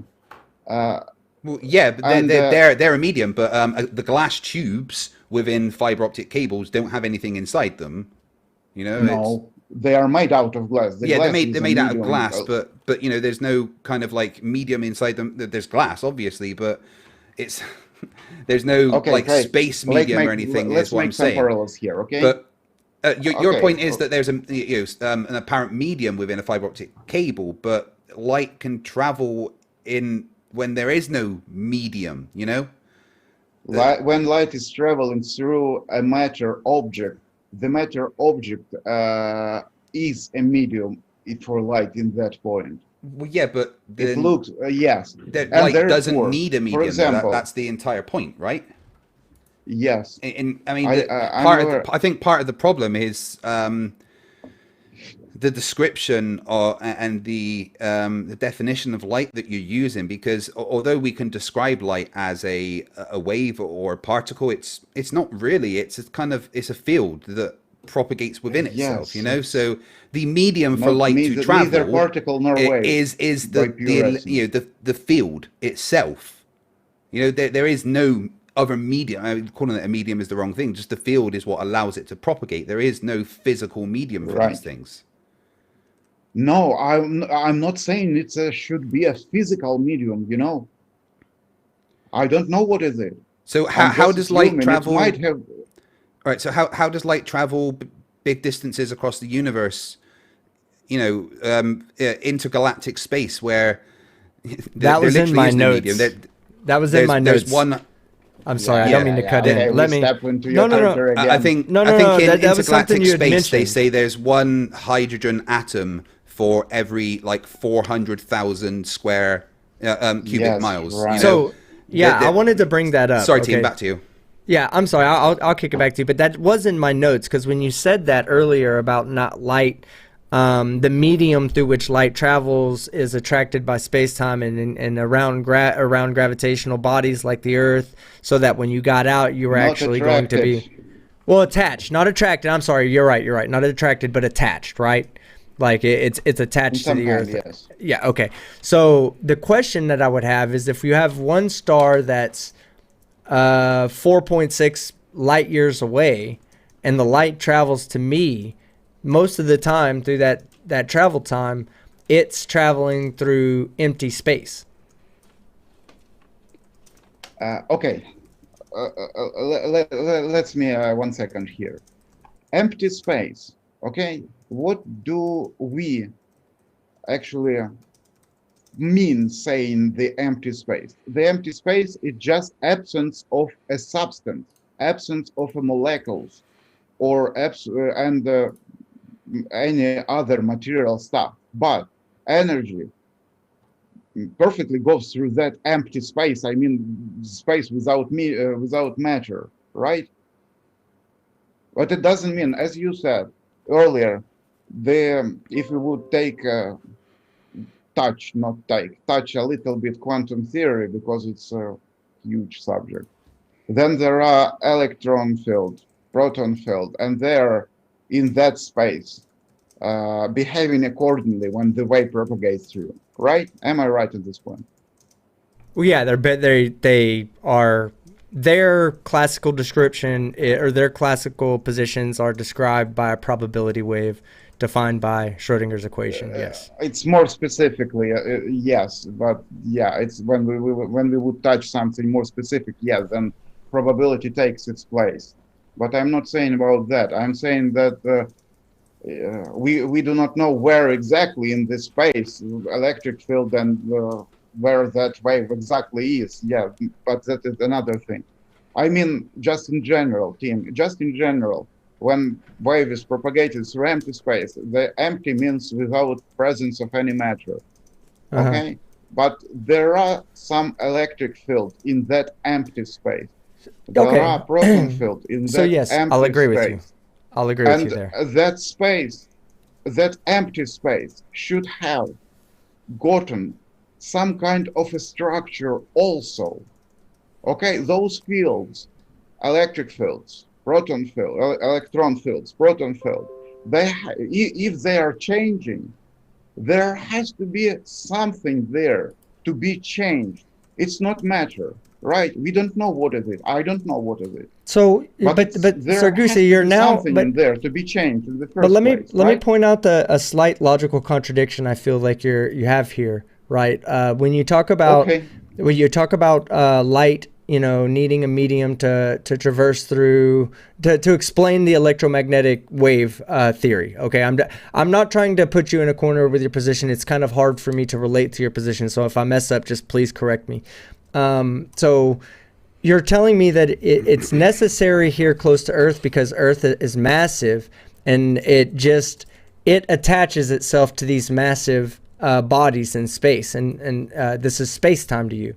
But then I say, well, what about when they travel through the empty vacuum or the empty space? And you say, well, something's there. So basically what you're saying then, as we've all said, is that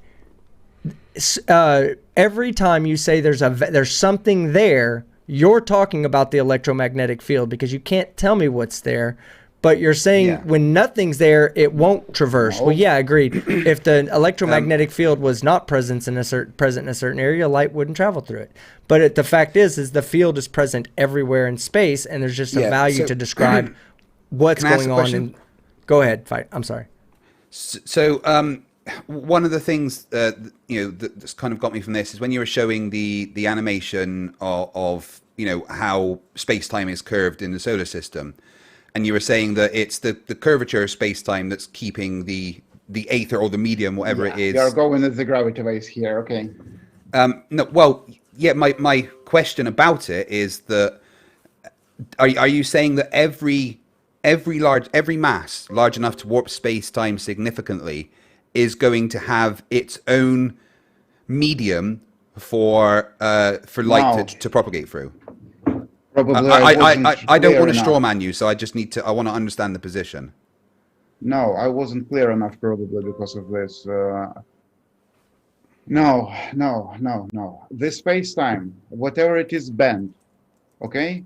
Whatever it is not bent, whatever there is a mass here or there is no mass there, the space-time itself has some kind of structure.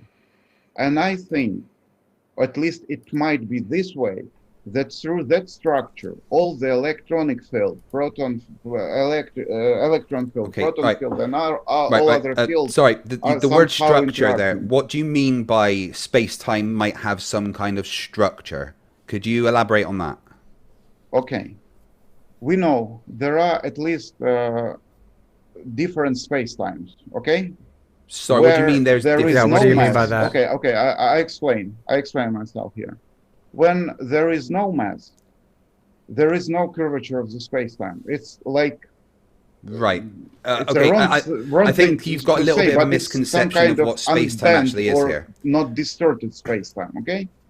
Wait. I honestly think you have quite a large misconception of what space-time is. Space-time is literally just the 4 dimensions, 3 dimensions of space and 1 dimension of time, and it's something that you're always moving through. And always. You're always moving through space-time, and the curvature of space-time due to large masses alters your direction, changes the geodesic that you're traveling, and because you're also traveling in time, that's why there's time dilation effects and stuff. But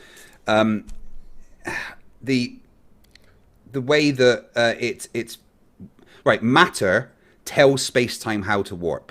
Right, and space-time tells matter how to move. Does that make sense? Yes, it does. But until we touch the black holes, we know the black hole has an event horizon where nothing can escape. Not a single bit of information. I'm not talking about Hawking radiation because it's a virtual particle and everything like that. I mean, how then? When nothing can leave the black hole, how the space-time know how much has to be bent in that region of space? Once you've passed the event horizon of a black hole, space-time becomes curved so much that the geodesic that you travel will always point back towards the center of gravity. There is Yes, at that yes. point, once you've gone past the event horizon, there is no geodesic that can then leave it, because space-time is always pointing but back towards I the didn't center. say that. I mean, how that bit of information leaves the black hole of how massive it is by itself, and how the space-time has to be bent according to that mass, when nothing can leave Well, the event horizon. information I from a black understand why hole you're is kind saying of what I think. right. So information on the okay, I don't know. It's kind of how to word this. I remember reading a very good paper on this. So Holographic information. principle? No. It's a little bit different, right? So information about the black hole itself. So the mass of the black hole, the amount that the matter is actually warping space-time. It's on the event horizon. It's part of the event horizon. That information has never passed the event horizon. Right. I think But in this actually case, Clive said it there that information is encoded on the horizon. So I believe that's the holographic principle. Yeah. Right. Okay. That may have been what I was reading. Yeah, So but the fact if it's the right, information then we about would the black hole itself, about its gravitational influence, about its inner components and stuff, that exists in a position that we can see it, because the information will never pass the event horizon. Is that right, team? right. Oh, I'm sorry. I'm responding to somebody in the chat. What did you say? I said the information about the black hole will always be visible, because the information will never pass the event horizon. No, because it the can't. information passes. Yes, it can. The No, it information can't, Well, no, yes. to us, yes, it can never. Yeah, that's Because what I mean. For our reference. From our reference, yeah, it becomes just a smear across the surface of the black hole and becomes part of the information on the Yeah. surface. And the surface increases with the amount of Right. mass that goes into the black hole. But when the black hole is feeding on other matter, right, or energy, it doesn't matter, it eats light matter with the same appetite, and it getting bigger, or it depends, of course.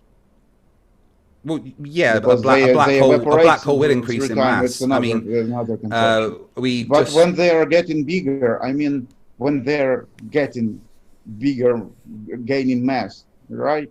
yeah. How the space-time knows they're gained those mass, because nothing could escape that. That's what Einstein's Because- field equations are about. So when you Yeah. add energy I was to a about to point in bring up- space, then what happens is you increase, I believe, the stress energy tensor.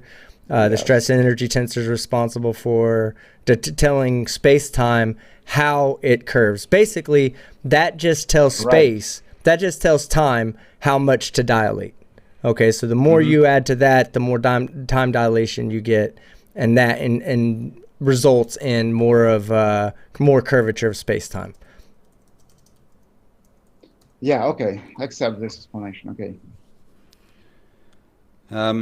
Black holes are very interesting. I've been reading quite a lot about black holes recently, and how Yeah, of course, they the were virtual everywhere in particles media of nowadays. Hawking radiation is what's going to be the death of most black holes in the universe, because the generation of the virtual particles steals energy from the black hole. It's very interesting. Yeah, I know the conception of virtual particles, but people been doing this for years, actually. They try to explain with a virtual friend with a white beard living somewhere else that he is responsible for that. This is the same kind of virtual particle, if I may say it this way. Always annoyed me. I love that show, not Star Trek, the one with Seth Rogen. What's it called, team? Hold on, I'm sorry. I was reading chat. Clive Wells says, I did my PhD on black holes and time machines. I really... Clive, come on. Let's go back and tell younger me not to be so goddamn stupid. Start YouTube 10 years earlier, okay? Yeah, so totally. whenever... And what I'll do with you, Clive... we would have found lots of mistakes. We would... Listen, this is a pending contract. Correct. Listen, Clive, this is a pending contract, okay? Pending verbal. Let me get on camera so that way you can see this. I figured out what I did wrong, and it wasn't me, it was Fight. Oh, of course it was. While you're doing that, do you think that if time travel was invented, they'd be banned from coming back to 2020? Yes, they better be banned. No one would go back to 2020 ever. I honestly don't see time travel being possible. Clive will probably kill me, and that's fine. I'm okay. Mathematically, it's possible.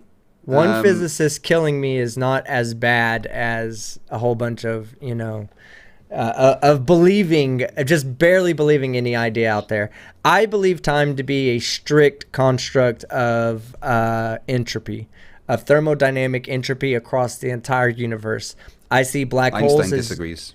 I see black holes as node points, basically, where from any perspective in the universe, that thermodynamic entropy does not increase. That's the only place where we from outside would see entropy not increasing. And I believe time if you take 2 points in time, two of the closest points in time, and you took snapshots at each point in time of the universe, and you looked at those two and you compared the entropy of both universes, you would always see that the moment in time is different, has a higher entropy than the one that was beyond or previous to that point. So I could be wrong. I'm not a physicist. Clive Wells is. PhD Tony is. Professor Phil Bell is. Listen to those guys before you listen to me. But that's the way I see it. That's the way I've always been able to resolve what time is to me. Time is the moving forward of entropy, is the increase of entropy over, across the universe. But okay. So let's see. Hold on. Yes, Frankie and Benji Mouse. That is something that I have fucking said for years. There is a planet where socks go when they go missing from your dryer. I am fucking convinced of that. Maybe not a planet. I think maybe there's an alternate reality, right? And in this alternate reality, there's some other me that keeps going, where's all these fucking extra socks coming from? Right? That's what I think's fucking happening. They go in the tumble dryer and they come out in another reality. Sorry. Well, there's nothing to say that they don't come out in another dryer in another reality. But you know what? We need to get we need to get Clive Wells on for an SOS discussion so he can properly correct me. Because I'm trying to read comments out there. The entropy argument doesn't really work in such a space-time. You need to only consider consistent histories. Yeah. Well, you could talk to me about that on SOS. Let's do it, Clive. I promise. Well, I can't promise, but I'll try to promise that I won't wear a mankini for the SOS. But okay, so what I want to do is I want to kind of wrap this up. And it's a perfect time. Yeah, guys, you do realize there's another reality where Team Skeptic isn't wearing a mankini right now, right? No, there's Wouldn't not. we all rather be in that reality? No, oh wait, no, probably not. There's an infinite amount of universes, but in all of them, Team Skeptic's wearing a mankini. Well, otherwise, wave function would collapse. Yes. Yes. Well, I don't believe in wave function collapsing either. I'm a many worlds guy, an Everettian, if you would. Which is another thing. We could always talk about that. Shit. I love talking about that. I love going into a thought experiment. Yeah, that's why we're here, right? Yeah. Yes. That's the central point. So let me tell you something. Every night I meditate, right? I meditate my ass off. All right. And I do this because he means he goes to sleep. No, I really do. I meditate every day before I go to sleep just to kind of put me in. You know what? I used to have really, really bad nightmares. I wish I could meditate. I cannot you meditate. can. Anybody can. It just takes a little bit of trying. Honestly, I can. I have tried. I have watched so many different things and tried so many different methods. I cannot meditate. But that's the problem, is you're trying to do what everybody else does that works for them. What I do that works for me doesn't work for everybody else. You know what I do? And I used to tell people this when they'd say something like, how do you meditate? And I was like, do you really want me to tell you? Because my way is not going to work for you. Yeah, okay. So I go and I consider the implications of what it would be like to touch the surface of a black hole. Why? Because I could never do that. Never ever in a million years could I ever do that. But it gives my mind somewhere else to go to that is not here in this reality in a mankini with a hat and headphones and talking, science. It just takes me out of what is reality. No F guys there. Right, team. Yeah. Thought experiment. Yes. Your finger goes past the event horizon of the black hole. Can you pull it back? No, nothing can come back. But every part particle. of your No, part of your nope, finger's gone over. nope. So Yes, are I'm you sorry. just going to rip away part of your hand as the rest spaghettifies? No, not at all. You would spaghettify, yes, but anything that crosses the event horizon could never be pulled back. In fact, and the reason why is because every particle in your finger is its own particle. You are not a rigid body. That's not how it works. So the moment a particle goes beyond the event horizon, its light cone has no other direction but to force itself to an eventual collision with the singularity. So you couldn't pull your finger back. It would be nice, and yes, it would spaghettify the shit out of your fingers, but the fact of the matter is that any particle that crosses that event horizon there would be no escape velocity you could achieve that would get you out of that. Classically speaking, from a non-classical perspective, there are just all of your forward light cones would point eventually to a direction of running into the singularity. Boom. Yeah. That's it. I mean, you couldn't be near an event horizon anyway. You know, the gravitational forces being anywhere near it would just shred you to pieces. But yeah, it's an interesting thought experiment. What would it be like to touch a black hole? Or but see, that's the thing. Okay, right. I read something you have similar. nothing. Tell me something, dude. Is there absolutely anything you could relate that to that you've ever done in your life? No, right? There would be nothing. You could not tell me, oh, yeah, it was similar to touching the light bulb after it went off the other day. Oh, yeah, it was similar to I mean, I've had conversations with with flat earthers. That's very similar to talking to a black hole. But It is. But the idea is that once you engulf your brain, it's almost like reading a graphic novel or even a novel. You know, you put yourself in their shoes. When you're reading Harry Potter, what? Bella charge for $2 New Zealand dollars. He looks like he's already been spaghettified. Wow. Yeah. Asshole, fucking asshole. But anyway, I don't, man, that threw me off. I have no idea what we were even talking about, man. Son of a bitch. Well, you were about to wrap up anyway. Yeah, I'm getting close to wrapping up, but yeah, there's a lot of things out there I love talking about, and yeah. Oh, I'm sorry. I'm like, what is this? What is this noise? Again, it's Bella Charges super chat. I think this has been a good conversation, and I think I'd like to get Surrogacy back. Yeah, we can have we also can have philosophical conversations. So there are lots of things to present actually left. I'm trying to stay away from having, a bunch of dumpster fires on my channel. As much as I would love to continue to have dumpster fires on my channel, they are wearing on me. Even the participation. I'm going to keep doing that on mine, though. It's fine. Yeah, I mean, I still want to have the dumpster fires here. I'm going to still try for them, but, it's frustrating me because, number one, they won't fucking debate me. I don't give a fuck what you say. You're a flat earther out there. Oh, I'd beat Team Skeptic. No, you won't, because you haven't, because you just won't show your face on my fucking channel. Bottom line, you won't do it. You'll go run over and fight and go debate fight. You'll go debate MC Toon. You'll go debate anybody else, but you won't debate me because you know that I'm going to push your fucking intellectual shit in. And that's a problem from your perspective, and I understand that. I mean, if I was in your shoes, I'd fucking hate life too if somebody was constantly telling me how they were fucking gonna destroy my worldview. And not just going to destroy my worldview, but has destroyed the worldview of everybody that stepped up to the plate. Sargusi, my friend here, we're talking about some philosophical things. I don't think, from a skeptical point of view, you've not given me a reason to believe that what you're saying tonight is true. However, it's much more intellectual of an argument to put forth than most of these people that put forth these dumbass flat earth ideas or anti-mask ideas or anything like that. These ideas are worth discussing. Cold. Somebody out there might learn something tonight from what you and I discussed. That's important. That's extremely important, especially today in today's society with such a lack of emphasis on education, with people turning to YouTube and looking for entertainment. Why not provide some kind of science entertainment? And that's what I wanted to do tonight, and I appreciate your being here.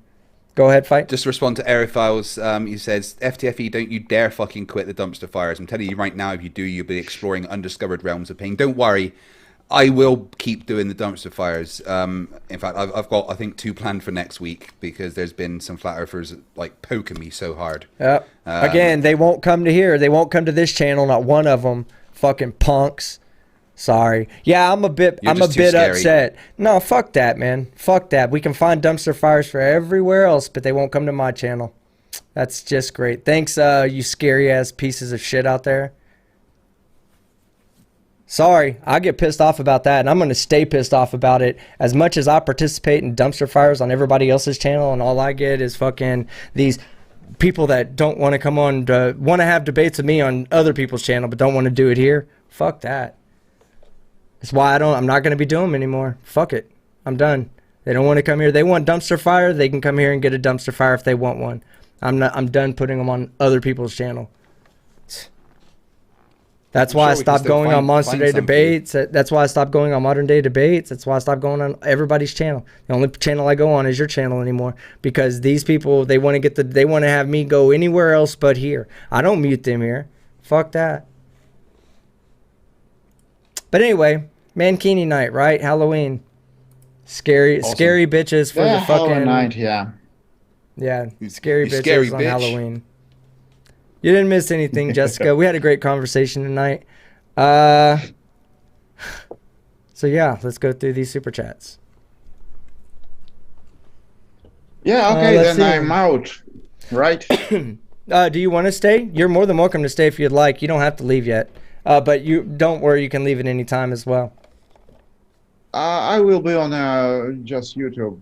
Just I horribly want to have a cigarette. Go ahead. You can join back if you'd like. yeah. If you want to get off, that's fine as well too. Well, I want to say Okay, seriously, great, thanks then for contacting I'll be me. back in a couple of minutes, okay. Yeah, thanks for reaching out, and thanks very much for a decent conversation. Really enjoyed it. Yeah, thank you, Arch. Thank you very much for accepting me here. No worries. Yeah, I think we look forward to definitely having you back on. Great, I will do one day. All right, speak to you later, Surrogacy. Thanks again. Yeah, thank you, guys. And all the flat earthers that are even coming around anymore are all fucking pose. Every last one of them. All right, so let's get on with the people that super chatted real quick. God Ratley for $5. Team, can you take the mask off? No, you're stuck with the mask all fucking night. Grumpy Old Man Joe, new member. Thank you very much, Grumpy Old Man Joe. For you, I think I added something. Oh yeah, Furry Nation and Vlad Bob for you all night tonight. Isn't it? Or is it Vlad Bob? I can't remember. Vlad Blob. What do you call it? Vlad Blob. Oh yeah, Oh, Skeptic and- Vlad Blob. Feel free to play the Modern Day Debate classic, since we brought it up. And you can't put a fucking I didn't say a doctor. I said a furry, you fucking moron. A furry can put on a fucking mask and fuck each other for hours at a time, and you can't wear a fucking mask for 10 minutes? Scary bitch. Sorry, guys. I just Sorry, got guys. James at the end. Sorry, guys. Sorry, guys. Hey, I have found the perfect noise to represent Nathan Thompson's Facebook group, though. Yeah, 404 not found. Shit. Although in his email auto-reply, because I was poking him today, because I think I send him a daily email to remind him how much of a loser he is. But yeah, his email auto-reply still says OFEGD founder. Yep. All right, David Oliver for $5. Like I said before, nothing of value was lost, guys. David Oliver Yeah. for £5. Failure is a part of success. Yeah, I wanted to bring that up. The Mickelson Morley experiment was the most brilliant failure in the history of science. And the reason why is because it opened up everything to so much more for us. It really took us away from being tied down to something that turned out to not be true, which is exactly where we were headed. We were headed in a direction of believing the ether to be 100% true when we knew experimentally it was there was no reason for it to be true. And things like Lorentz transformations came out of an understanding for the ether. Why? Because they found out the ether's not real, but we still get these effects, and maybe this is the reason. And so we got, the Lorentz factor of gamma came out of a belief in the ether. So, I mean, it was all great. That it's not a bad part of science. It was just something that we needed. It was just like Newton's gravity getting us to Einstein's theory of general relativity. Now, if you want to talk about the theory of general relativity, or gravity, you really need to be discussing it in terms of general relativity, especially at the upper level, not with what we do with flat earthers, but on the upper level, they don't talk about it as if it's Newton's gravity when they're talking about relativistic effects. They don't pop out Newton's equations and go, yeah, look at this, this is what we expect to see. No, at that point you got to deal with things like the relative nature of time dilation, things that aren't necessarily predicted for by Newton's theories. So, and it always gets better and better and better, and that's just something we had to deal with. Eventually, while Mickelson didn't want to accept it, he did accept that his experiment was a valid criticism of special relativity, and special relativity passed the test. So that is something that he was proud of in the long run, was that he did have a contribution to special relativity, and that was a confirmation, a validation of special relativity, an experiment he designed. He also, that the experiment he designed was a feat of humanity. I don't care if it was just an interferometer. It was an interferometer in 1887 that could accurately measure the speed of light. I mean, it was crazy. So, I mean, there's so much that he's responsible for. And same thing with Lorentz. Lorentz was a genius. Lorentz was one of the premier people for the theory of all the electromagnetic theories, for instance.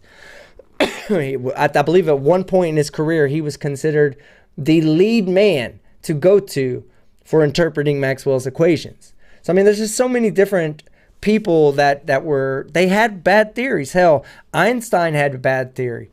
Einstein believed in that he wasn't willing to accept that action at a distance could occur at the quantum level. He just couldn't accept it. It went against, for him, at least at his original viewpoint, it went against what his special relativity said, and that nothing can travel faster than the speed of light. Well, it went against that. But eventually he couldn't not accept the results that they were getting. And then they were tested in the future. They even came up with ad hoc explanations, hidden variables, ad hoc explanation to what we see in quantum experiments. It's great, it works until it doesn't, until you design a test like the Bell inequality test to test whether or not action at a distance or hidden variables was truly right. And it turns out hidden variables is wrong. So not even Einstein, even one of the greats of all time, can still be wrong at times. So Lorentz and Mickelson, I believe all of them got it wrong with the theory that an ether had to exist for light to propagate. So yeah, there's that. Sorry, don't mean to go on a rant. Let's see. Remnant art. Mankinis are eugenic or unhygienic. Unhygienic. Okay. Yeah, not mine. I just bought it and washed it. Let's see. That was for $5 Sega Genesis dollars, Singapore dollars, I believe that is. $2 from the plot hole. My eyes, my eyes. Cheers, everyone. Go sub to the plot hole. Morton Nielsen for 50 Donkey Kong dollars just got here and want to say to stay awake, so please do not send Tony the link. You might need him to send the damn link. Yeah, he puts us all to sleep 100%. Morton Nielsen, but I love Tony. PhD Tony rocks. Morton Nielsen for 50 Donkey Kong dollars. Did you do 95% of the new graphics? Looks cool, man. No, so I'll tell you the story of the new graphics, okay? The new graphics, me and Fight independently thought about doing a retro graphics. I had thought about it a long time ago. I made a quick little thing.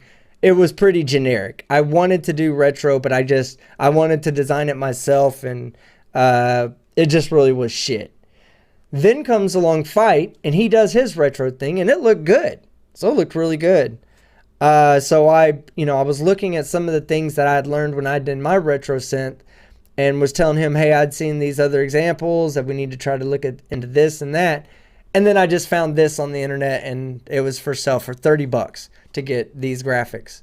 So last night, I spent all day or all night getting this ready for today, because all of this is in OBS, and of course we use vMix, and it's not compatible. So I had to go and get each source out of OBS and bring it here. But yeah, this is probably going to be mine and Fight's new graphics looks for a little bit at least, especially for the Science or Satire channel. All right. C4 for $100. Happy Halloween, everyone. Happy Halloween to you, C4. Good to see you, man. Haven't seen you around in forever.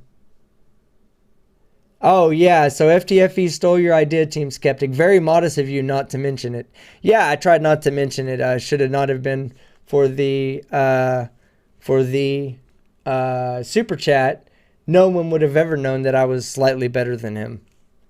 But now they do. That's unfortunate for him. David Oliver for $5. Multi-tom-tom. Sorry, I've been muted. I've been fucking talking and I've muted myself. Oh, it's all good. I Nothing was of just talking value about was Halloween. lost. We're just talking about Halloween because someone said Happy Halloween, and yeah, Happy Halloween and everything, but obviously this year is a bit different, right? There's a fucking pandemic. Fucking kids came to our door trick-or-treating. Like, what are their parents doing? Just go and spread the virus around. Hand out a bag that everyone's going to give you a bag for the fucking candy that's for the fucking virus on. What the fuck, man? Why are people so stupid? Sorry, humans exist, and they're allowed to have. If that's the case, I'm done. To be dumb. Team, can you stop the planet, please? I want off. No. What? Hi. Why? Man, come on. It's impossible to. No, Dave Hill. To slow down. Dave Hill. They were not wearing masks, not at all. One had zombie makeup on. That doesn't count. No, they weren't wearing masks at all. Luckily, we've got a Ring doorbell, so we kind of told them to go away with that. Fucking idiots. Yeah, ding. Okay. David Oliver for $10. I would love to see an ether dimension in Minecraft as a fantasy world in a computer game of gravity-defying floating islands appeals to me. But in ether, you're talking about is not real. Yeah, I actually have a game that I downloaded to play about a year ago called A Slower Speed of Light. So basically what it's saying is... Oh, you have played that? Yeah, I downloaded it before I cleaned my computer, and I moved it over to my new computer. I just haven't Action installed Labs it. covered it, and I was like, that's really fucking cool. So I downloaded it and played it. Developed by computer programmers at MIT. Yeah. All right. And you got to go and collect these orbs, and as you collect the orbs, you get closer and closer to the speed of light. So obviously the shifting gets worse. So once you get closer and closer to the speed of light, if you then move backwards, because you're shifted so far to the blue end of the spectrum, it's practically black. You can't see anything. But then if you move left or right, you can see the spectrum going across your screen. It's really fucking clever. Yeah. I need to play it. I saw some demos of it. I just never played it. C4 for $5. C4 versus multi-tom-tom debate coming soon to you on, well, when he mans up and puts his big boy pants on. So never. Yeah, never going to happen. Multi-tom-tom. I'd say stick to your day job, but apparently that's rapping, and I don't want you to keep doing that. David Oliver for £5. And thank you, C4, again, for your contributions tonight. Hey, team, FTFE, this dude looks like the lizard alien from V. Truly love that sci-fi film. I love it. Yeah, he does, actually. That's funny. Bella Charge for $2 New Zealand. Team looks like he has already been spaghettified. Yeah, we do. I do, unfortunately, just well. David Oliver for £5. Do you think that white holes, holes spelled with a W, white holes exist? Theoretically, they could. And it could be an explanation for some of the things that we don't currently have an explanation for.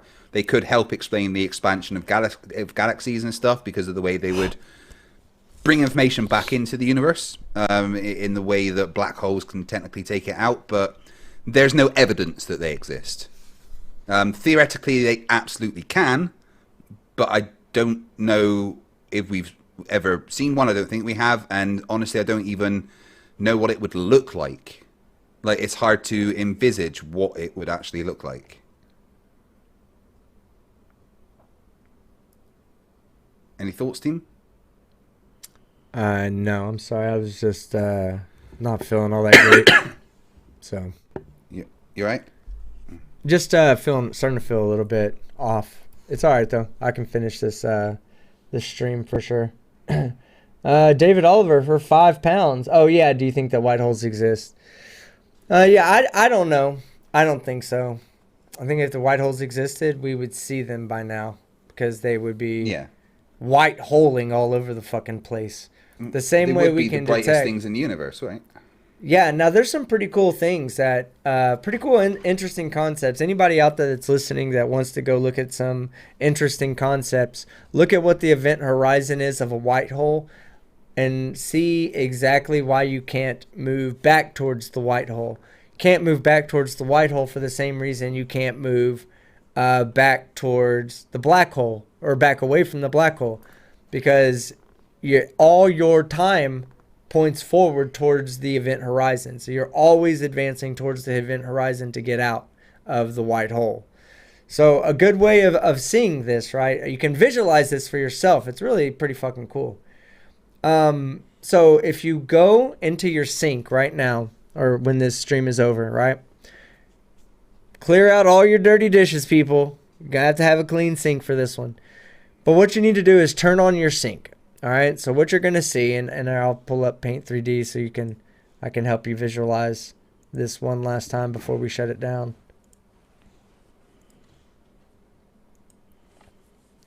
All right. Oh, whoops, I want to save it. It's not worth saving. Simple physics. Okay, so in a white hole, all right, or in a black hole, for instance, let's say it's a black hole. You have an area where inside of this area, space is curved so much that it's just impossible for you to get out, okay? You draw light cones, and your light cone outside of it might be like this, and then once you cross it, it's pretty much like this, and it just starts turning more and more towards the singularity in the middle, okay? Same thing happens, but in the opposite direction for a white hole.